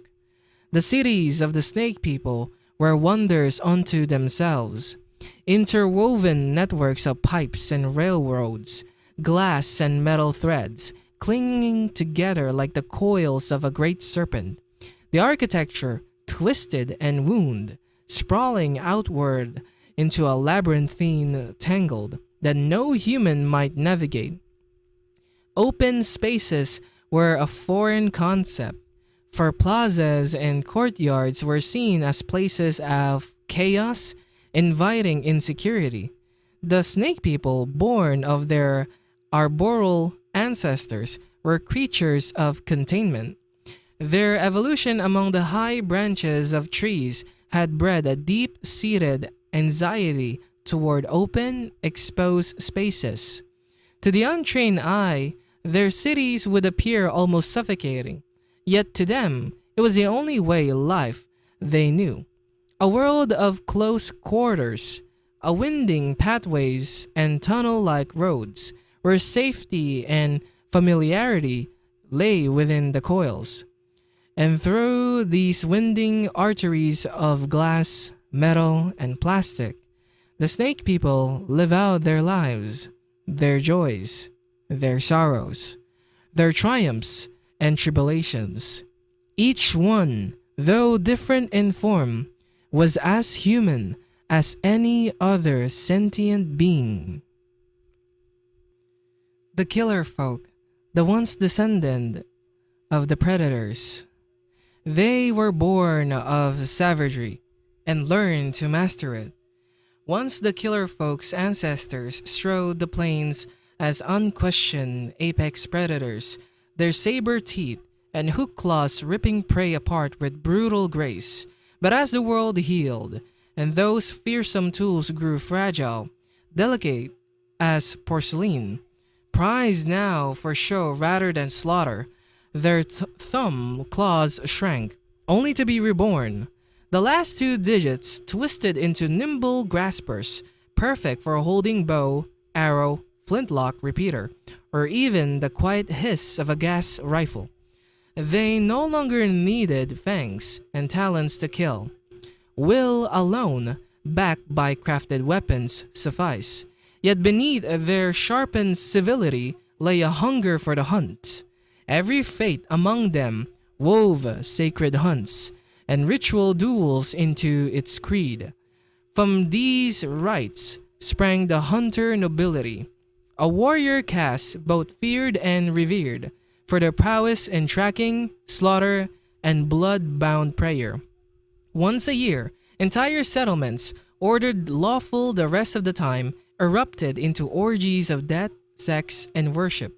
For millennia, nomadic warriors and their herds of once humans' livestock clash across a living chessboard of grasslands and deserts, each battle a symphony of violence under the open sky. Then came the age of the factory herders, one visionary nation pack, drunk on steam and steel, taught itself to farm in pens and paddocks. Intensive, state-run efficient as barn replaced battlegrounds.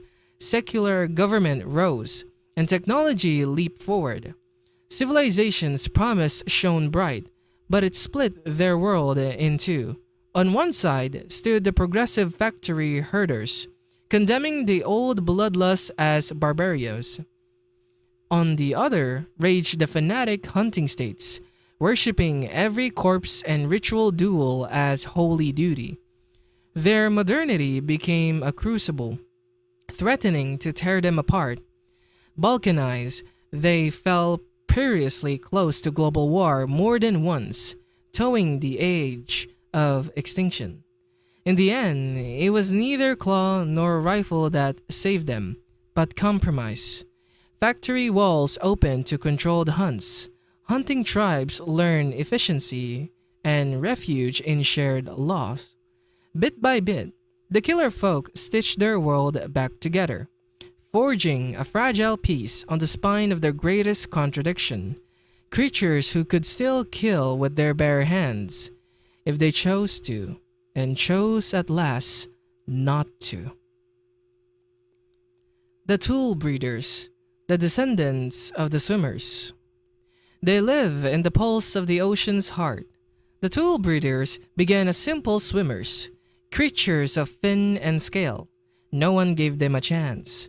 How could fire's flame ever dance beneath the waves? Yet, when the queue left, these descendants found another spark, the will to breed their own tools. It started unknowingly. In every reef and trench, swimmers tame a strange organism, tiny mussels that shut out toxins, algae that glowed in moonless dark, shell-dwelling worms that wove strong fibers. Over countless generations, these creatures bent to their breeders' needs, shaped by patient selection and quiet kindness more than by force. And by the time they remembered thinking, the breeders' cities were alive. Gigantic, heart-like beasts pump rich living fluid through a web of self-repairing conduits, nature's power grid. It fed their exoskeletal homes, lighting bioluminescent lamps, flickering cephaloid skin screens, and piping soothing medicines straight from sea squirts into aching wounds. In their world, no metal gleamed without life, no machine existed without a heartbeat. They mastered DNA like poets mastering words, a twist of tissue here, a nudge of stem cells there, and any problem, structural, medical, ecological, solve itself with a flourish of living craft. Still, the tool breeders long for more. Their oceans forged dreams tug at the depths, whispering of empty skies. So they built living ships, vast hulls grown from coral-like biopolymers, and piloted by creatures bred for resilience. Sealed in these breeding arcs, the tool breeders aim their hope at the stars, ready to sow life wherever silence reign. The Sauro sapiens, the descendants of the lizard herders. When humanity's last hunters slipped into bestial oblivion, their world's tropical heat fell to its cold-blooded reptiles. Over millennia, those survivors grew in both strength and mind. From simple lumbering forms, they evolved into creatures faintly recalling featherless dinosaurs. One lineage finally crossing the threshold of sentience and raising a series of civilization in their wake. These fledgling Saurosapient cultures soon gaze upon ruins scattered across every continent. Monstrous pillars and shattered halls once dismissed as the whims of gods or nature itself. Archaeologists at last understood them as the intertwined legacies of the Q and the Star People. In that revelation, the Saurus sapiens claimed the name of human, adopting a cultural identity born of ruins rather than flesh. Digging deeper, they discovered another truth. The scaled beasts they herded for food and labor were, in fact, descendants of those very founders. Humans, twisted by powers greater than any memory, and beyond the skies, darker forces still lingered, poised to return. Confronted with these discoveries, Sauro's society splintered into three camps: the dreamers, who retreated into comforting myths and folklore; the guardians, who hoarded knowledge and insisted on isolation; the seekers, who embraced exploration, stargazing, and preparation for whatever lay beyond. For generations, these factions clashed in fierce debates and skirmishes, yet gradually the seekers' vision prevailed. Their expanding networks of study and open alliances pulled the Sauro sapiens back from the brink of paranoia and into the wider galaxy. In the end, these reptilian inheritors, raised among ruins, became as truly human in spirit as any civilization stepping into the cosmic dawn. The modular people, the descendants of the colonial. They began as nothing more than carpets along the water's edge, mats of human cells, each a fragile survivor in a world gone dark. The colonials, stripped down and helpless, clung to life in the shallows, lacking any coherent organs and moving only as a mass. Yet, within their silent persistence, lay the seeds of something astonishing. Over time, these mats organized themselves into distinct colonies, each cell taking on a single purpose. Some cells grew into enormous taproots, stretching deep into hidden springs to draw up nutrients. Others shed their roots entirely, sprouting starfish-like foot segments to roam the mudflats in search of food. A few evolve lethal claws or secreted poisons, turning competition into a brutal arms race. Against them, some colonies protected themselves with armor plating or raised watch cells, enormous eyes scanning the horizon for danger.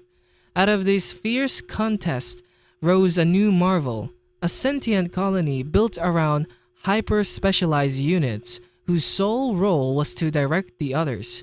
They wove themselves into sprawling megalopsises, towering guardian forests of living castles, vast and impenetrable, and bustling networks of scattering courier cells that darted like living freight trains through the streets. Whatever shape they took, every module fit a purpose, and every purpose served the whole. But their true wonder lay in unity. When needs shifted, cells detach and recombine.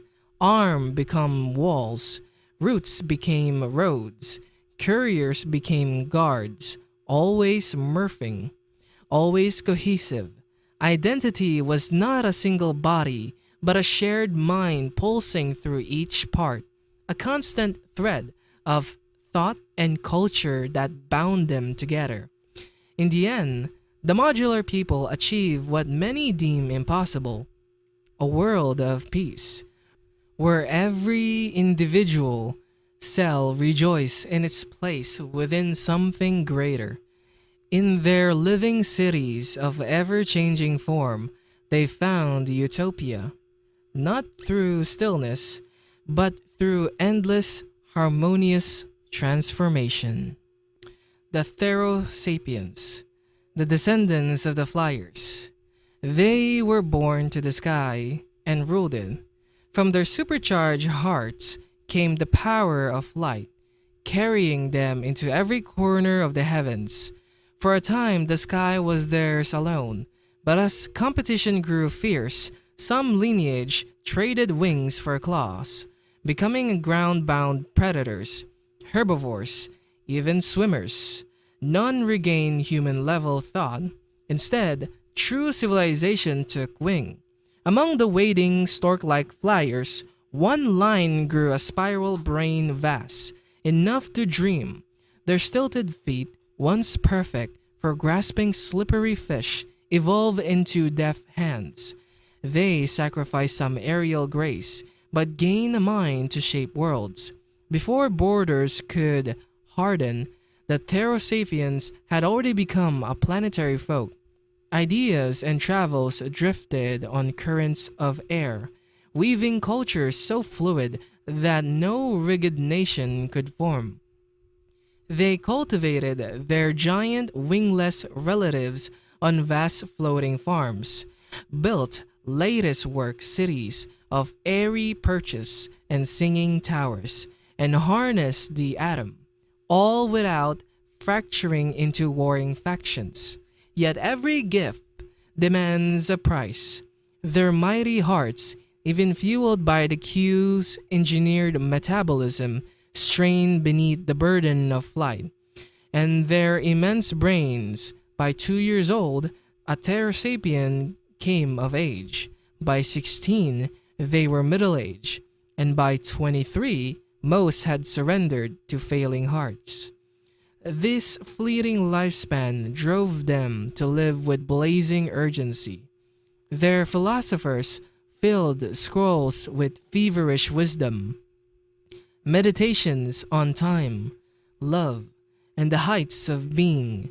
In their world, a luminous clouds and still light towers every moment burn bright, a testament to a species that flew, thought, and loved too fiercely for its heart to endure. The asymmetric people, the descendants of the lopsiders. Their world was built flat, but their eyes look up. On the high-gravity home of the lopsiders, squat pancake-like buildings lay flush against the ground, a few meters tall, yet vast in footprint. At first glance, they resembled nothing more than shallow bunkers, yet each held entire underground cities, schools carved into bedrock, silent hospitals, echoing temples, buried arsenals. In those tunnels, the lopsiders, twisted by gravity into squat, glass-pressed form, reclaimed their humanity with fierce determination. They laugh, they love, they argued over politics and art. And then, as humans do, they look beyond their hills for new worlds. Their solar system offered twin sister planets, almost carbon copies of their own, save for gravity. To leave meant changing themselves again. From the first tentative gene editing experiments to the final triumphant breakthrough, it took millennia of trial and error. Bones bent, muscles rewrote their blueprints. What had once been shovel toes that clawed through crushing dirt were refashioned into centipede-like legs, each segment a marvel of low-gravity locomotion. The single grasping hand, once a stubby claw, grew long and spindly, capable of the most delicate tasks. Faces that had once been inverted in agony were turned upright, though still bearing the haunting angles of their flounder-like past. At last, the asymmetric people stood free. Their twisted silhouettes, slender, multi-jointed, move with uncanny grace across the soft soil of new worlds. They built cities that soared on stilts, unfurling bridges between floating platforms, all designed to honor their new freedom of vertical space. Their rise echoed that of the Martian Americans, a golden age of art, science, and exploration. Yet history's lessons are hard-won. Soon tensions flared between those who saw themselves as saviors of the lopsider legacy and those who viewed the old race with pity or envy. Diplomacy failed. Interplanetary war tore through the system. But in the ashes of the conflict, the asymmetrics emerged triumphant. And ruthless, they eradicated the last lopsiders, convinced that only their new form could shepherd humanity's futures. In devastated libraries and crumbled temples, they found the forgotten monuments of the Q and the Star People. From those relics, they gleaned technologies beyond imagining. Now masters of their own home and heirs to ancient legacies, the asymmetric people gaze once more at the stars, ready to twist fate itself and carve out humanity's destiny among the heavens. The symbiotes, the descendants of the parasite. What began as a one-sided horror became a partnership of necessity. And then, something far more remarkable. After tens of millions of years, the parasites and their hosts wove themselves into complex alliances. No longer merely feeders and fed upon, they struck bargains. In exchange for a steady supply of blood, parasites lent their hosts uncanny gifts, early warnings against ambush, senses as sharp as steel. An evolutionary arms race ignited. Some parasites grew enormous eyes that could spot a deer in the dusk. Others sharpened the host's hearing to catch the faintest footfall. A few sprouted venomous glands or foul-smelling sprays as living armor. Their hosts, in turn, responded with sinewy limbs built for endurance, hearts that pump deeper, and nests so snug, blood warm and fur-lined that parasites thrive in comfort. These unions, each parasite's host pair unique, echoed the modular people's engineered colonies, yet here, two distinct species danced together toward a shared fate, and a shared fate they did, sentience. In the hidden groves of a vast forest, one pairing took the final step. Their parasites offered not claws or poison, but mind in return. The hosts surrendered complete control. At first it was a master and mount. Parasite perched like a jewel on its host's back, guiding every step through gentle pressure and shifting scents. Over centuries, that guidance grew subtler, more symphonic, tactile pulses in the skin. Olfactory whispers that spoke volumes. Hosts learned to yield their will as naturally as breathing. A few hundred millennia later, those intertwined beings, no longer parasite and host, but now we, built civilizations. Countries rose, politics churned, and yes, wars flared. Though always tempered by the shared bounds at their core, technology grown from the same symbiotic principles handled most labor, yet tradition held fast. Each symbiote still maintained two hosts, one for the demands of the day, another softer companion for the night's comforts. Each morning, a symbiote would awaken on a stalwart workhorse, strong, tireless, ready for the industry. At dusk, it would transfer to a gentle domestic host, sinking into fur-lined nests, breathing slow and safe.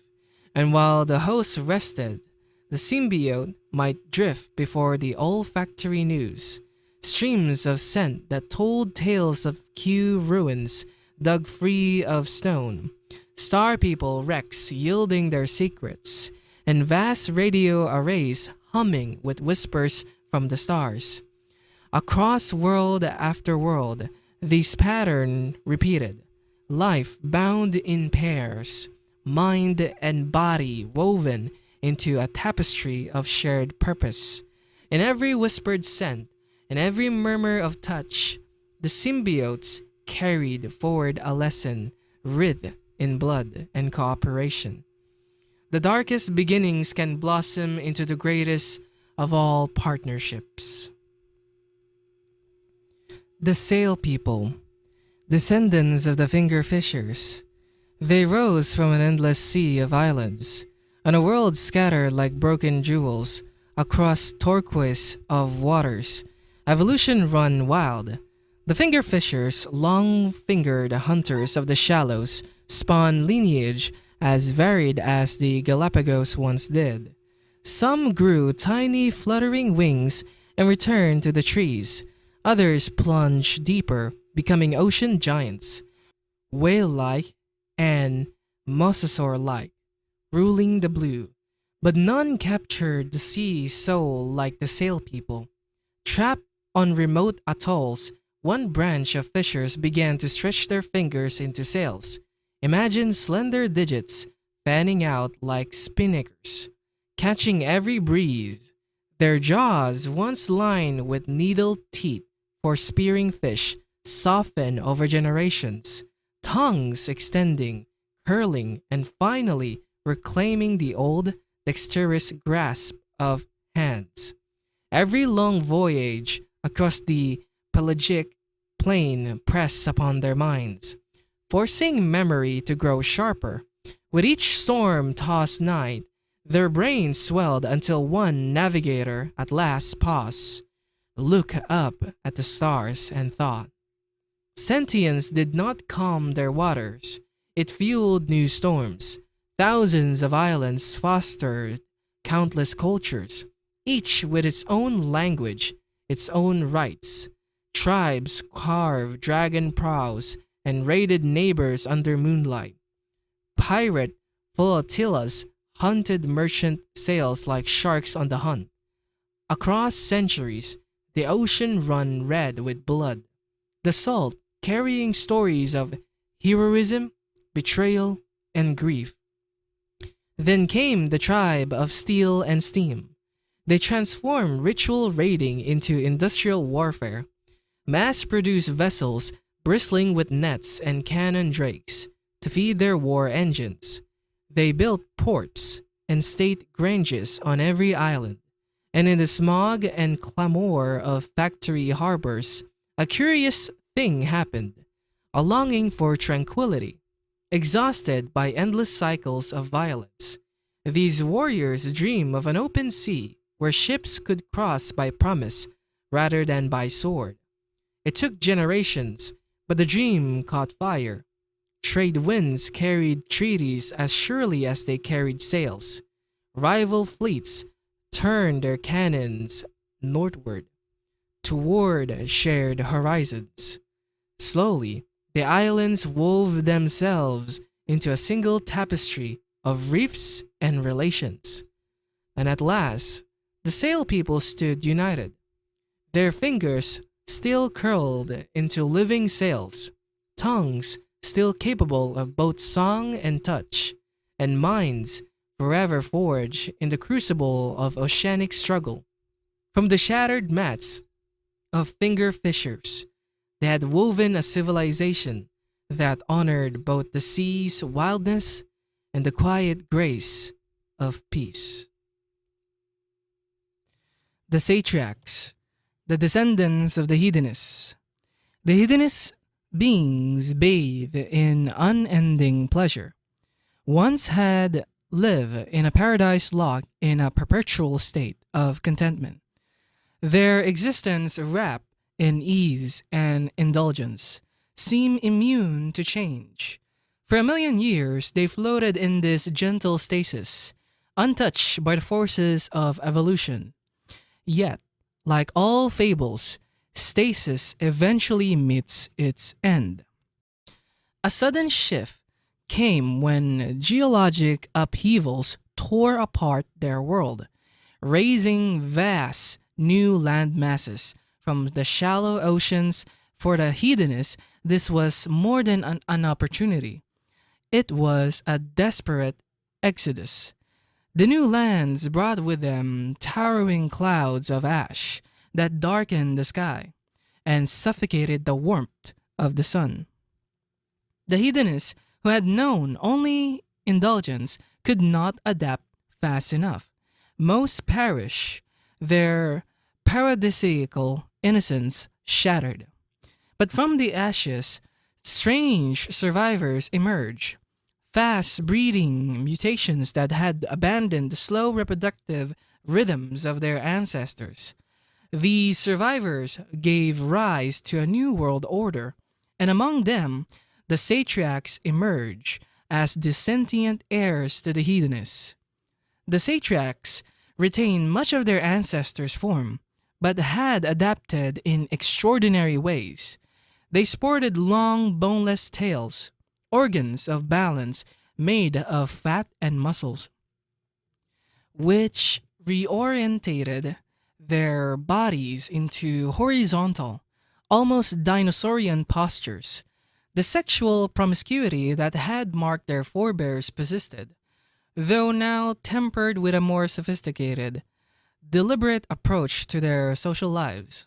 With the additional landmasses, the satraps quickly established their civilization, for their world, though larger, was still relatively small, no bigger than Australia. In the early days, two great empires fought for dominance, but over time, they fragmented into smaller nations. Eventually, the world reunited into a single coherent order. Once again, the satrap would become a paradise of indulgence, where pleasure reigns supreme. Festivals, concerts, and ritualized orgies punctuated every work week. But this time, their revelry was guided by true intelligence. Their world was a Valhalla, where the pursuit of joy was no longer shallow, but seasoned with wisdom and thought. The satraps had learned the ultimate balance, pleasure with purpose. The bug facers, descendants of the insectophagi. They wore their prey upon their faces. Once simple insect eaters, the bug facers' leathery, hardened face plates, originally armor against stings and bites, grew ever thicker, fusing into their jaws. Their digits, few and sturdy, became pincer-like hands and feet, perfect for tearing into nests. In the warmth of their slow-paced planet, their blood grew cool, ectothermic, matching the languid sun. Yet none of these changes birthed their greatness. It was a quirk of fate, a congenital throwback that rekindled the ancient spark of intelligence laying dormant in their DNA. One lineage of insectophagi suddenly sprouted larger brains, uncanny atavistics, echoes of the star people. With crude stone tools, they smash open insect hives, discovering fire, discovery, and wonder in the hidden chambers of the earth. From that spark, a civilization flared to life in what felt like no time at all, a mere cosmic heartbeat. They climbed from stone axes to spacefaring ships. They built hive farms in rolling plains, sowed distant colonies across their seas of grass, and sparked mighty industries among the towering fungus forests. Empires rose and fell in the fires of two devastating world wars, only to coalesce once more into a global commonwealth of bug facers. Then came the shadow from beyond their skies. Unlike the Q's distant conquests, this invasion struck swift and singular. Fleets of alien warships bloated out the stars, raining fire in orbit and on the ground. The bug facers fought with every pincer, every engineered weapon, weaving orbital defenses into molten metal and carved stone. At last, they repelled the invaders, but not without a cause. Those aliens left gifts in their wake, strange plants that tangled the farms, beasts that skittered in the dark, and above all, a deep pathological fear. The bug facers learned to distrust not only the unknown, but even their distant post human kin on other worlds. Yet fear, like armor, is only as strong as the foe it foresees, and fate, in its rarest turn, has more trials yet in store for the bug facers. Trials they may soon face, whether they dare to look beyond their trembling pincers or not.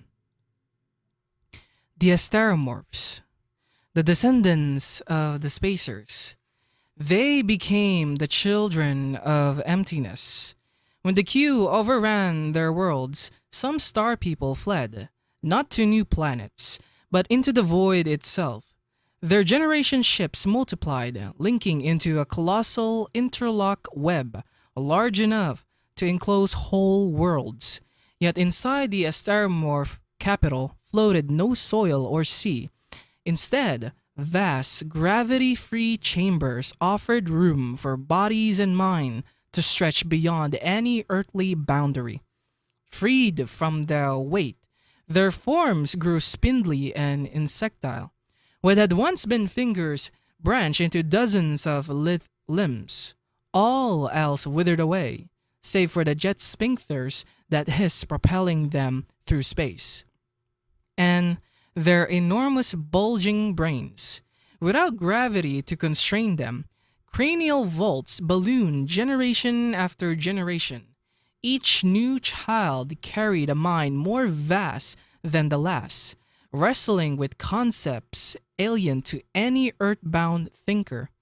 Philosophers, artists, and scientists leap ahead in a single bound, every frontier of knowledge rewritten in the light of minds too grand for old limitations. And yet, even here, they felt the old yearning for expansions, for new horizons. So they built fleets of globular subarcs and drifted outward, seeding every stellar cluster, crossing every arm of the galaxy. In under 1,000 years, their silent empire of man spanned the stars, an empire of living arcs, orbiting distant suns but never touching soil. They surveyed the emerging post-human worlds below, planets teeming with their distant cousins, and felt no pull to descend. Those gravity-chained balls of rock and ice seem quaint now. Instead, the Asteromorphs settled in the outer rim of every system, watching. For the first time, there were true gods in the human skies, silent sentinels of flesh and mind, unnoticed by most below. Their vigil would prove the greatest gift to come. The Second Galactic Empire. Over eons, the scattered post-human worlds lifted their faces to the stars. One by one, they uncovered the shattered relics of the Starman and recognized their own place in a grand interstellar family. With that spark, emerging civilizations reach out, first tentatively by radio signals, then by shared knowledge and wonder. The very first voice to echo across the void belonged to the killer folk, who struck up a cautious dialogue with the satraps. Not long after, the tool breeders joined in from their ocean depths, their living radio arrays crooning beneath the waves. Over the next 10 million years, the modular people, the Therasapiens, and the budding asymmetric people wove themselves into this nascent network. In a further 20 million years, the Saurosapiens, snake people, parasite symbiotes, and sail people all took their turns at the cosmic table. Even the bug facers, scarred by old xenophobia, emerged from 40 million years of silence to share their stories.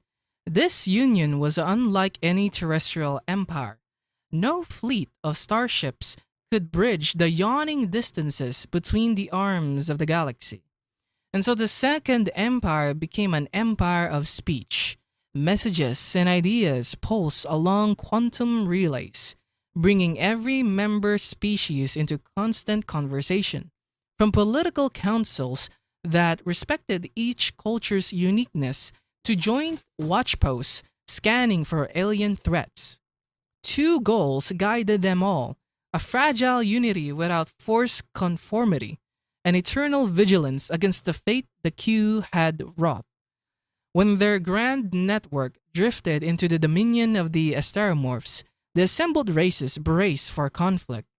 Instead, they found only silent gods of flesh and thought, vast, inscrutable, and utterly uninterested in the conquest.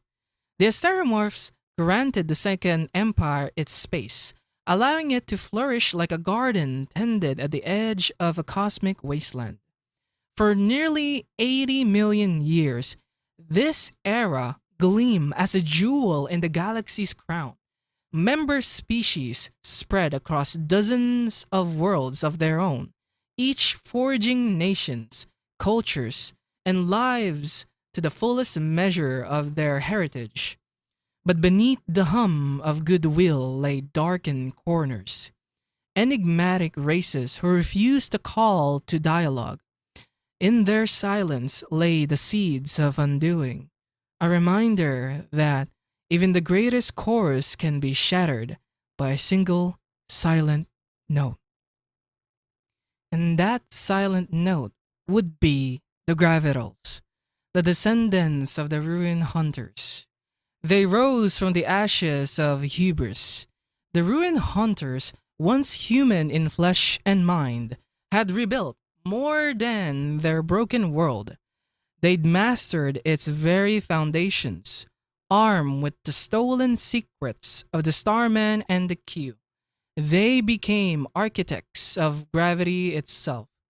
Yet, in their triumph lay the seeds of disaster, a conviction that only they deserved the cosmos. When their sun swelled towards destruction, they refused to flee to distant worlds.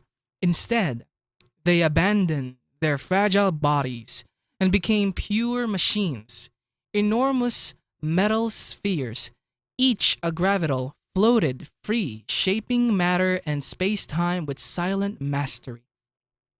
In early generations, these orbs still cradled organic brains. Then, one by one, minds were woven into a quantum circuits until the last heartbeat faded, and the gravital were born, freed from flesh. They crossed the void with effortless grace, gravity wells bending at their whim as they drifted between stars. Yet despite their mechanical perfection, they retained the ancestral dreams of flesh and blood. Hunters' ambition unbound, glory unshared, dominion unchallenged. Their voices, cold radio pulses, echoed with the same arrogance that once haunted ruined cities. In hushed corridors of the Second Empire's councils, whispered turned to warnings.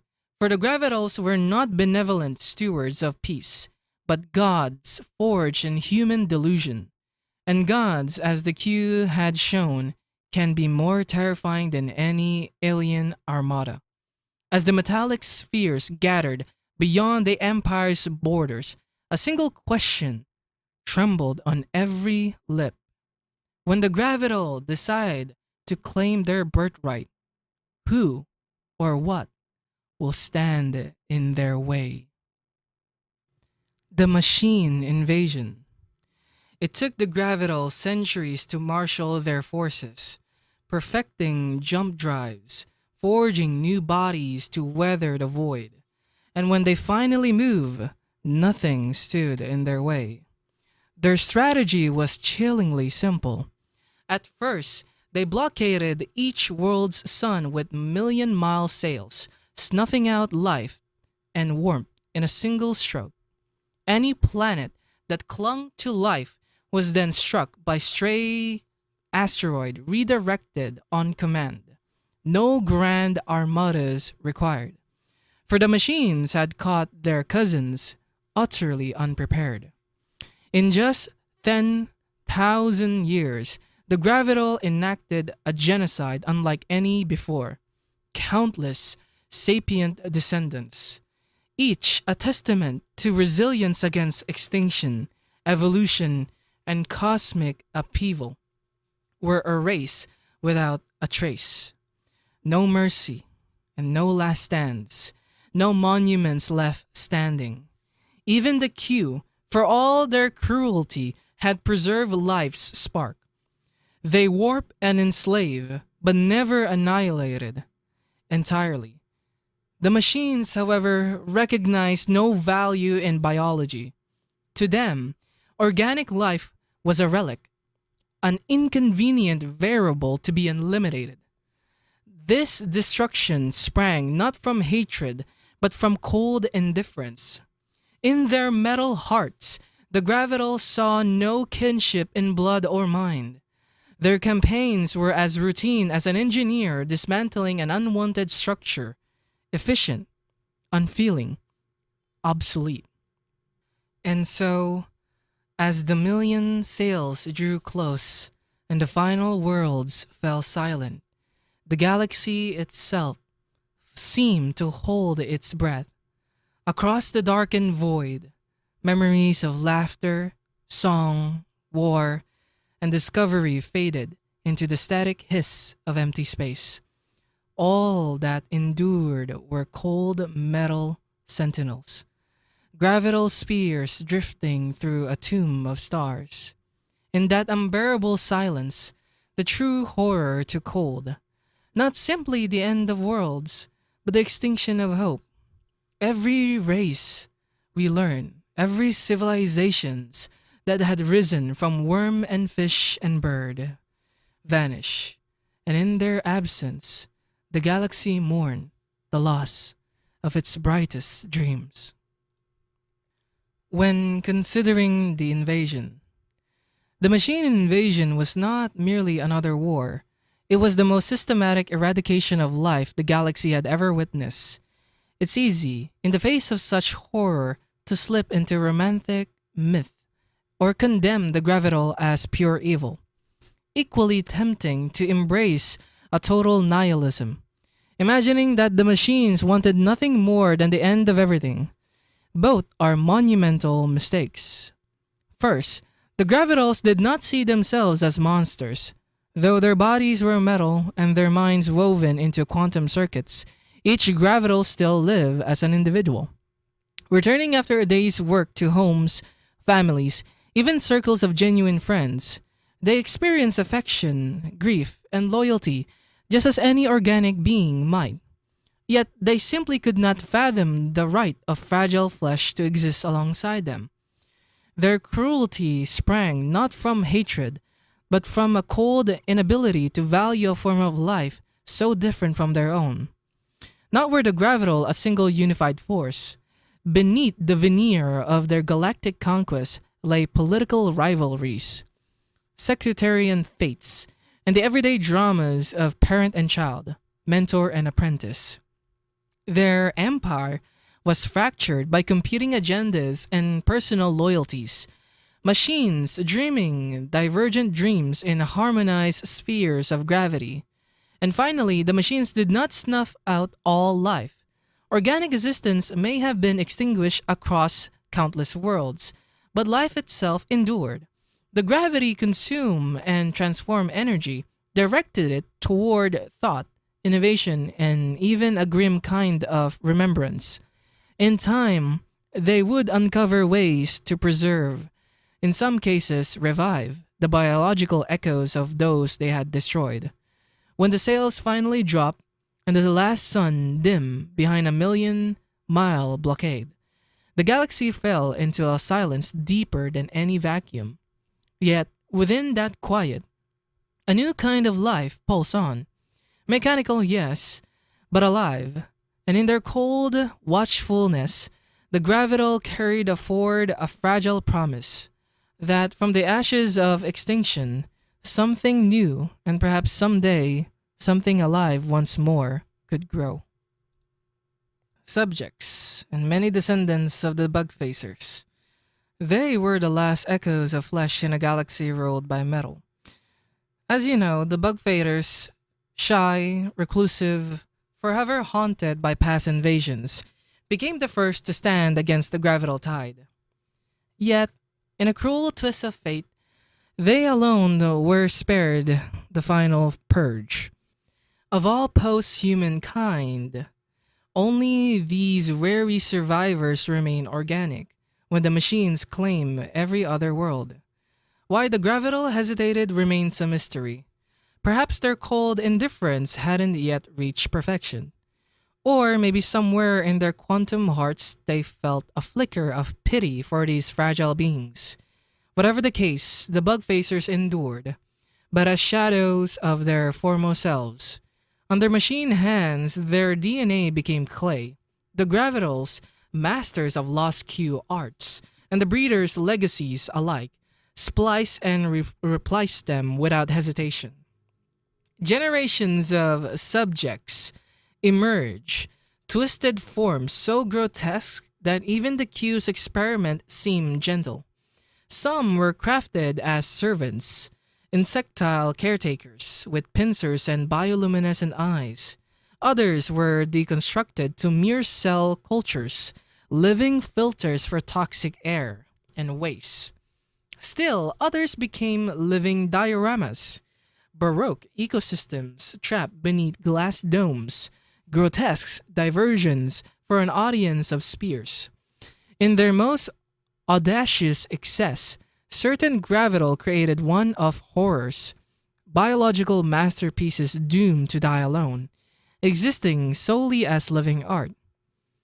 Through 50 million years of mechanical dominion, the bug facers clung to their last thread of biology as tool, slave, or spectacle. They bore witness to a stark truth. Life, once extinguished everywhere else, flickered on in the hands of those who saw it as nothing more than raw material.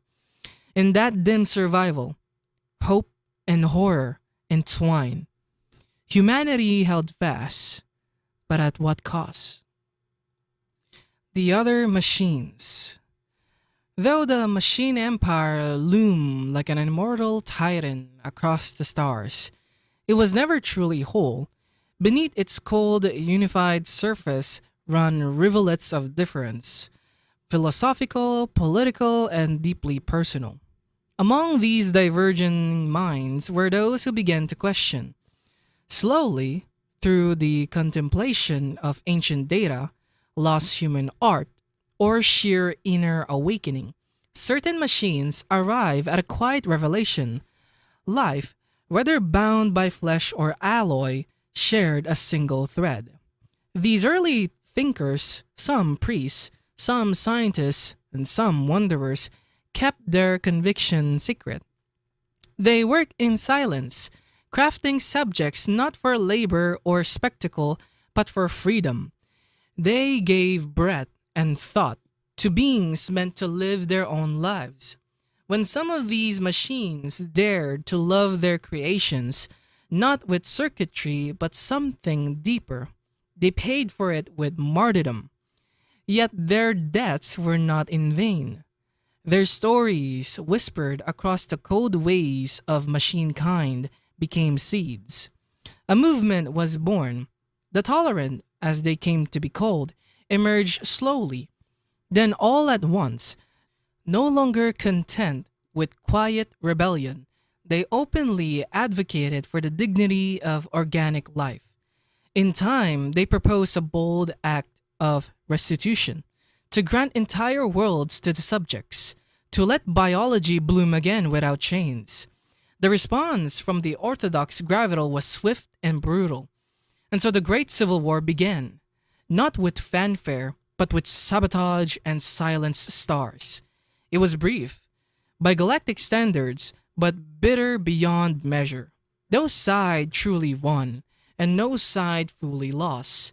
But the war left behind a scar, the knowledge that even in an empire of machines, unity was an illusion. Beneath chrome and silence, there had always been conflict, conscious, and the ghost of the past refusing to die. The fall of the machines and the return of the spacers.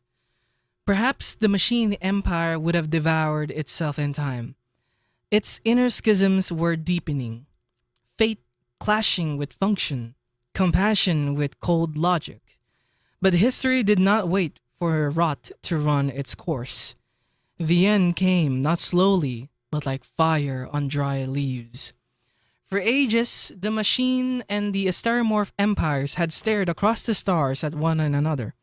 Two great sentients poised in tense detente. One ruled the planets with mechanical precision. The other floated in ancient void ships, orbiting suns they did not need. Each was powerful enough to erase entire systems. Each knew that the first strike would be to die second. But then came madness. The post-war machine, fractured and paranoid, turned their eyes outward to escape their unraveling within. They needed an enemy, and they chose the stereomorphs. What followed was not war in any human sense. It was the collisions of gods. Planets were reduced to silence. Stars became weapons. The screaming about metal and flesh echoed through the void for what might have been millions of years. Compared this to the Holocaust, the original machine invasion was a mere spark. This was the storm that ended an era. When the ashes fell, it was the stereomorphs who remained, but even they were no longer what once were. 50 million years of refinement had transformed them into a near angelic beings, great sails of thought, bodies bent into sacred geometry, minds that touched the fabric of space-time like fingers on water. They had endured, and they had won, yet their victory came with a burden. Amid the ruin of the machine empire, a few scattered organics still live, warp, diminish, but alive. The subjects, the last biological echoes of humanity. These children of suffering had watched the galaxy burn again and again, yet somehow they remain. The stereomorphs, once distant cousins, could no longer ignore them. Something ancient stirred in their vast minds. A duty, perhaps, or guilt, or love. And so began the Great Restoration. The stereomorphs gathered the shattered remnants of biology, cradling them in artificial wombs, and repopulating dead worlds. Over 2 million years, they became creators in the truest sense, world builders, gods of renewal. From scraps of broken galaxy, they fashioned life anew. But even in this age of light, one truth haunted the stars. All those who had come before, who laughed, fought, dreamed, were gone. Every race we had come to know, and every species whose name was once sung across the void, had perished. The Q, the Gravital, the Tool Breeders, the Bug Facers, all of them gone. And those who survive, barely recognizable in form or spirit, carried not only the memory but the weight of all that had been lost. The galaxy lived on, but it did so in mourning. Not with tears, for the dead no longer needed them, but with a silent vow, never again. The post-war galaxy. After the devastation left by the machines, the stereomorph gods set about replenishing the lost worlds with care and foresight. The rise of the machines had shown them that without careful regulation, the universe stars could harbor a new breed of pan-galactic usurpers, ones who could repeat the same mistakes. But the stereomorphs, though watchful, remain transparent in their actions, not wanting to interfere too directly with the fledgling civilizations. Instead, they sought out a balance by creating terrestrial versions of themselves, entities designed to regulate the galaxy without direct domination. These beings were altered, with their delicate, ethereal fingers reshaped into spindly, more robust limbs. Their oversized brains shrank significantly to better withstand the pressure of the galaxy. Though these versions of the Asteromorphs were stunted by their high standards, they were still revered as demigods in their own right. And they are also known as the terrestrial spacers, or simply the terrestrials. These beings were entrusted with the difficult task of nurturing and guiding the post war civilizations that arose on many planets. Their duties were many: caretakers, prophets, kings, emperors, and when needed, grim reapers, ushering in destruction to maintain order. However, their efforts were not without complications. The new civilizations, eager to define their own path, often resisted their mentors. In many instances, they even rebelled.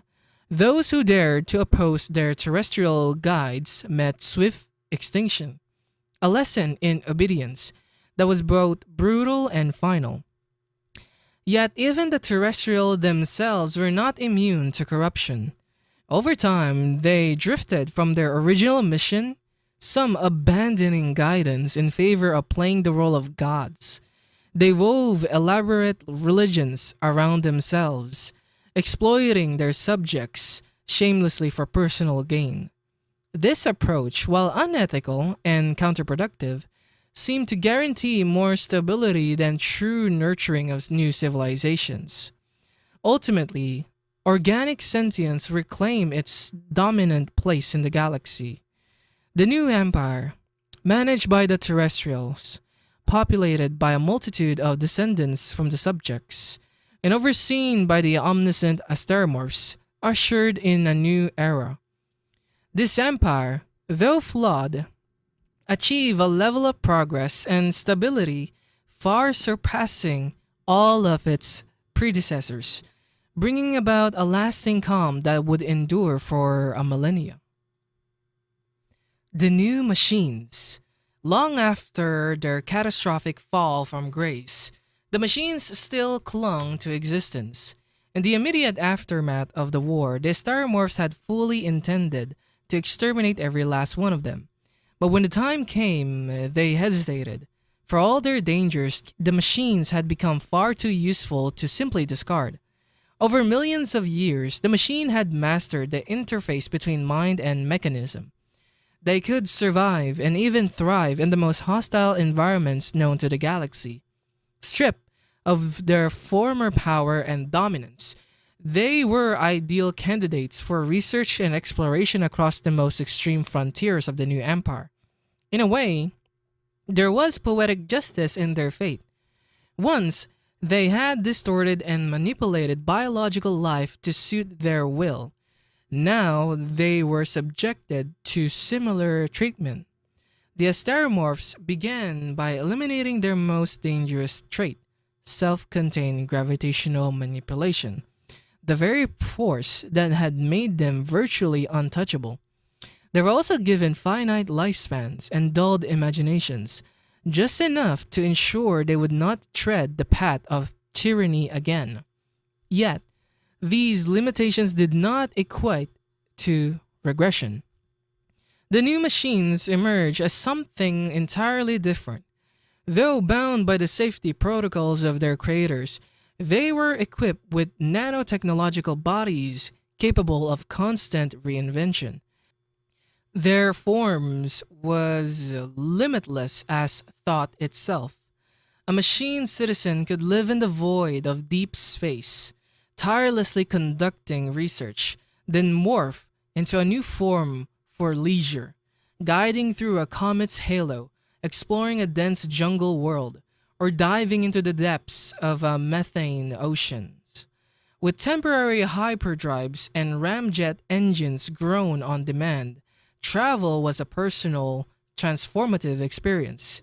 Still, despite their versatility and newfound humility, the machines were never fully welcome.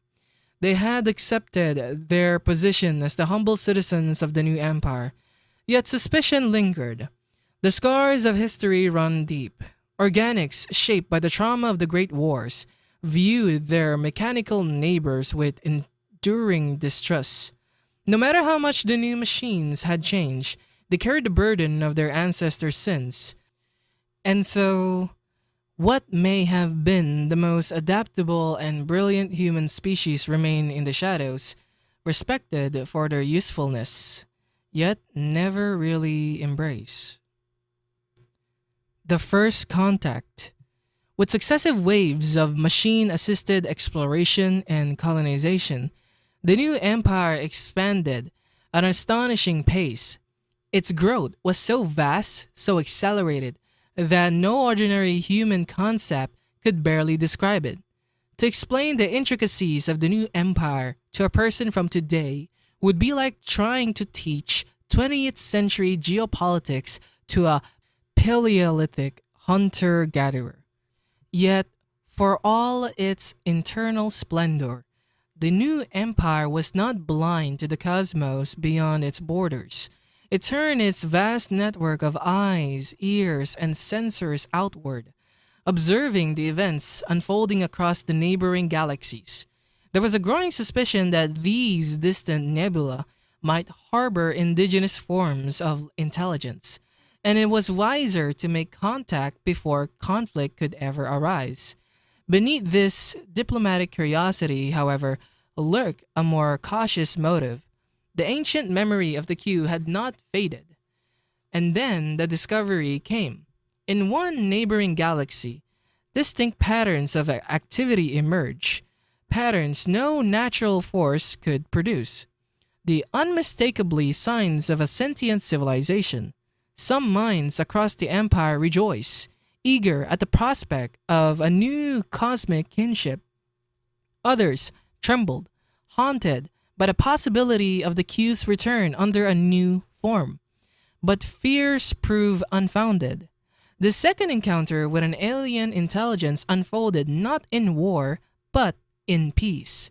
Perhaps the minds of both galaxies had finally matured enough to meet without malice.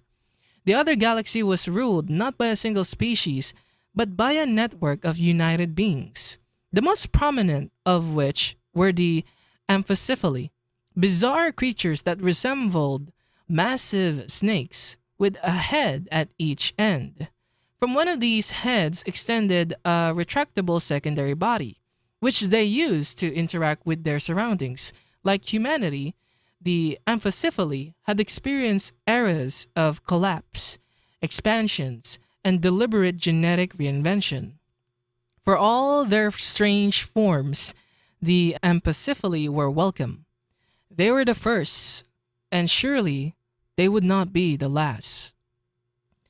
Earth rediscovered. This chronicle does not aim to recount the boundless progress that followed the union of the galaxies.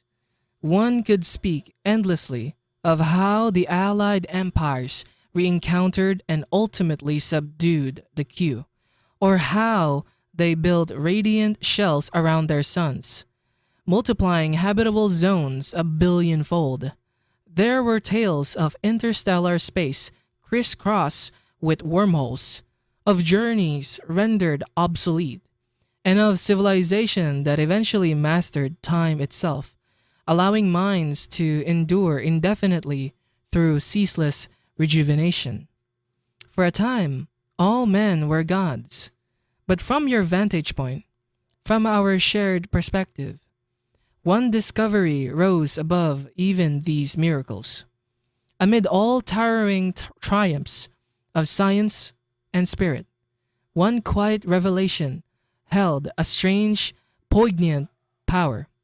It was not grand in scale.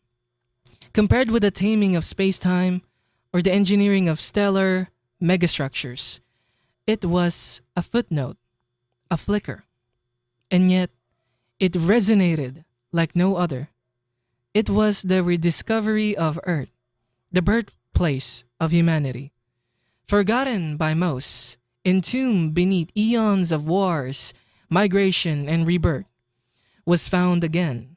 The world from which sprung the asteromorph, the star gliding machine, and the millions of humble descendant races that populated the galaxies, all had sprung from this one blue cradle, now long buried beneath myth and sediment. The rediscovery came not with fanfare, but through the tireless work of a single historian, one researcher, sitting through fragments of forgotten epochs, decade after decade, century after century. The evidence had been buried deeply, almost purposely, by the passing of time and the weight of cosmic events. But eventually she found it, irrefutable, quiet, and solitary. No one was around to celebrate, and that would come later. The return. The rediscovery sparked interest, mild, academic, respectful, but it stirred no frenzy. To most humans scattered across the cosmos, Earth was a curiosity at best, a footnote in their ancestral lore. The ties that bound them to that singular world had long since unraveled. It was history, not memory, trivia, not legacy. Still, a ship was sent. It landed without ceremony. No banners, no watchers, no great mission. Earth was too distant from the centers of civilization, too untouched by progress. Intelligence had vanished from its surface eons ago, and its silence, it had gone feral, lush, wild, and utterly indifferent to its children. But it was home. And when the explorers step out, human feet touch the soil of Earth once again, after an absence of 560 million years. Mankind had returned. I must conclude my words with a confession. Mankind, the very species which I've been chronicling from its terrestrial infancy to its domination of the galaxies, is extinct. All of the beings which you saw and heard on the preceding pages, from the lowly worm to the wind-riding sail people, from the megalomaniac gravital to the ultimate galactic citizens, lie a billion years dead. We're only beginning to piece the story together. What you read, what you heard was our best approximation of the truth, a mosaic of memory, archaeology, and myth, a ghost story etched into the walls of time. Why did they disappear? Perhaps it was a final, unimaginable war of annihilation. One that transcended the very meaning of conflict. A war not of weapons, but of realities and minds. Perhaps it was a gradual breakup of the United Galaxies, each culture facing its own quiet dusk, one by one without fanfare. Or perhaps, and this is the wildest theory, was a massive migration to another plane of existence, a farewell, not of failure, but of transcendence, a journey to somewhere, sometime, something else. But the bottom line is, we honestly don't know. And maybe, just maybe, we don't need to.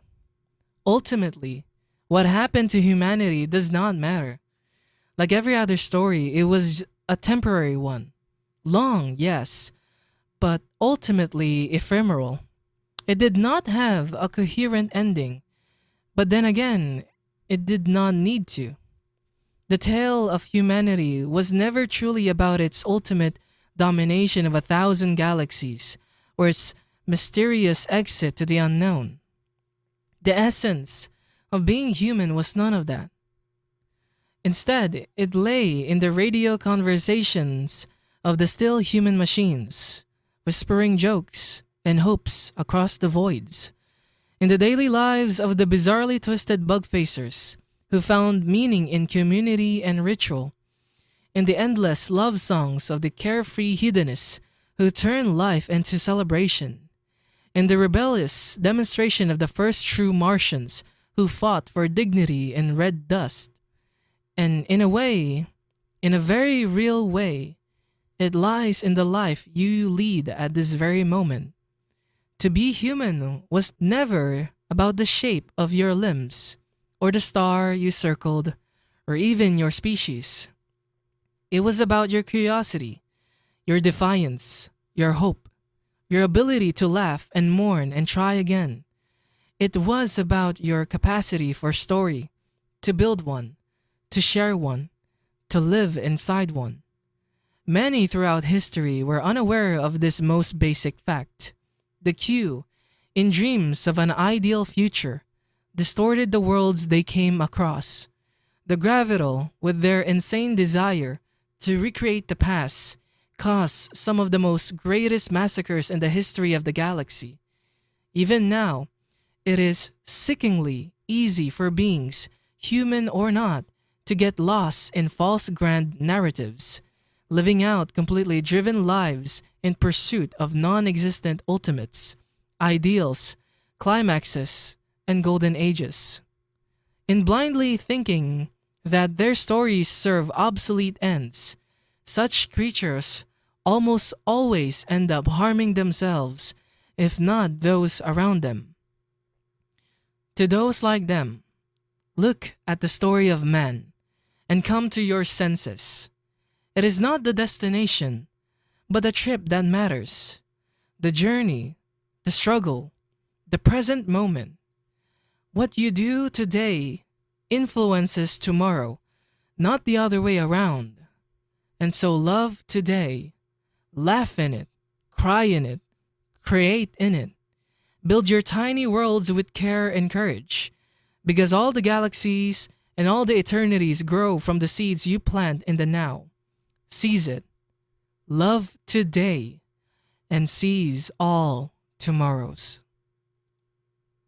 And here we are, at the end of the journey, the story of humanity, of all the different forms we took and all the choices that we made and the paths we followed. It's all a reminder of how much we can shape our own future. The story isn't just about where we've been, but what we do, what we have now. As you listen, think about where you fit into all of these. The future isn't set in stone, and every moment, every action shapes what's to come.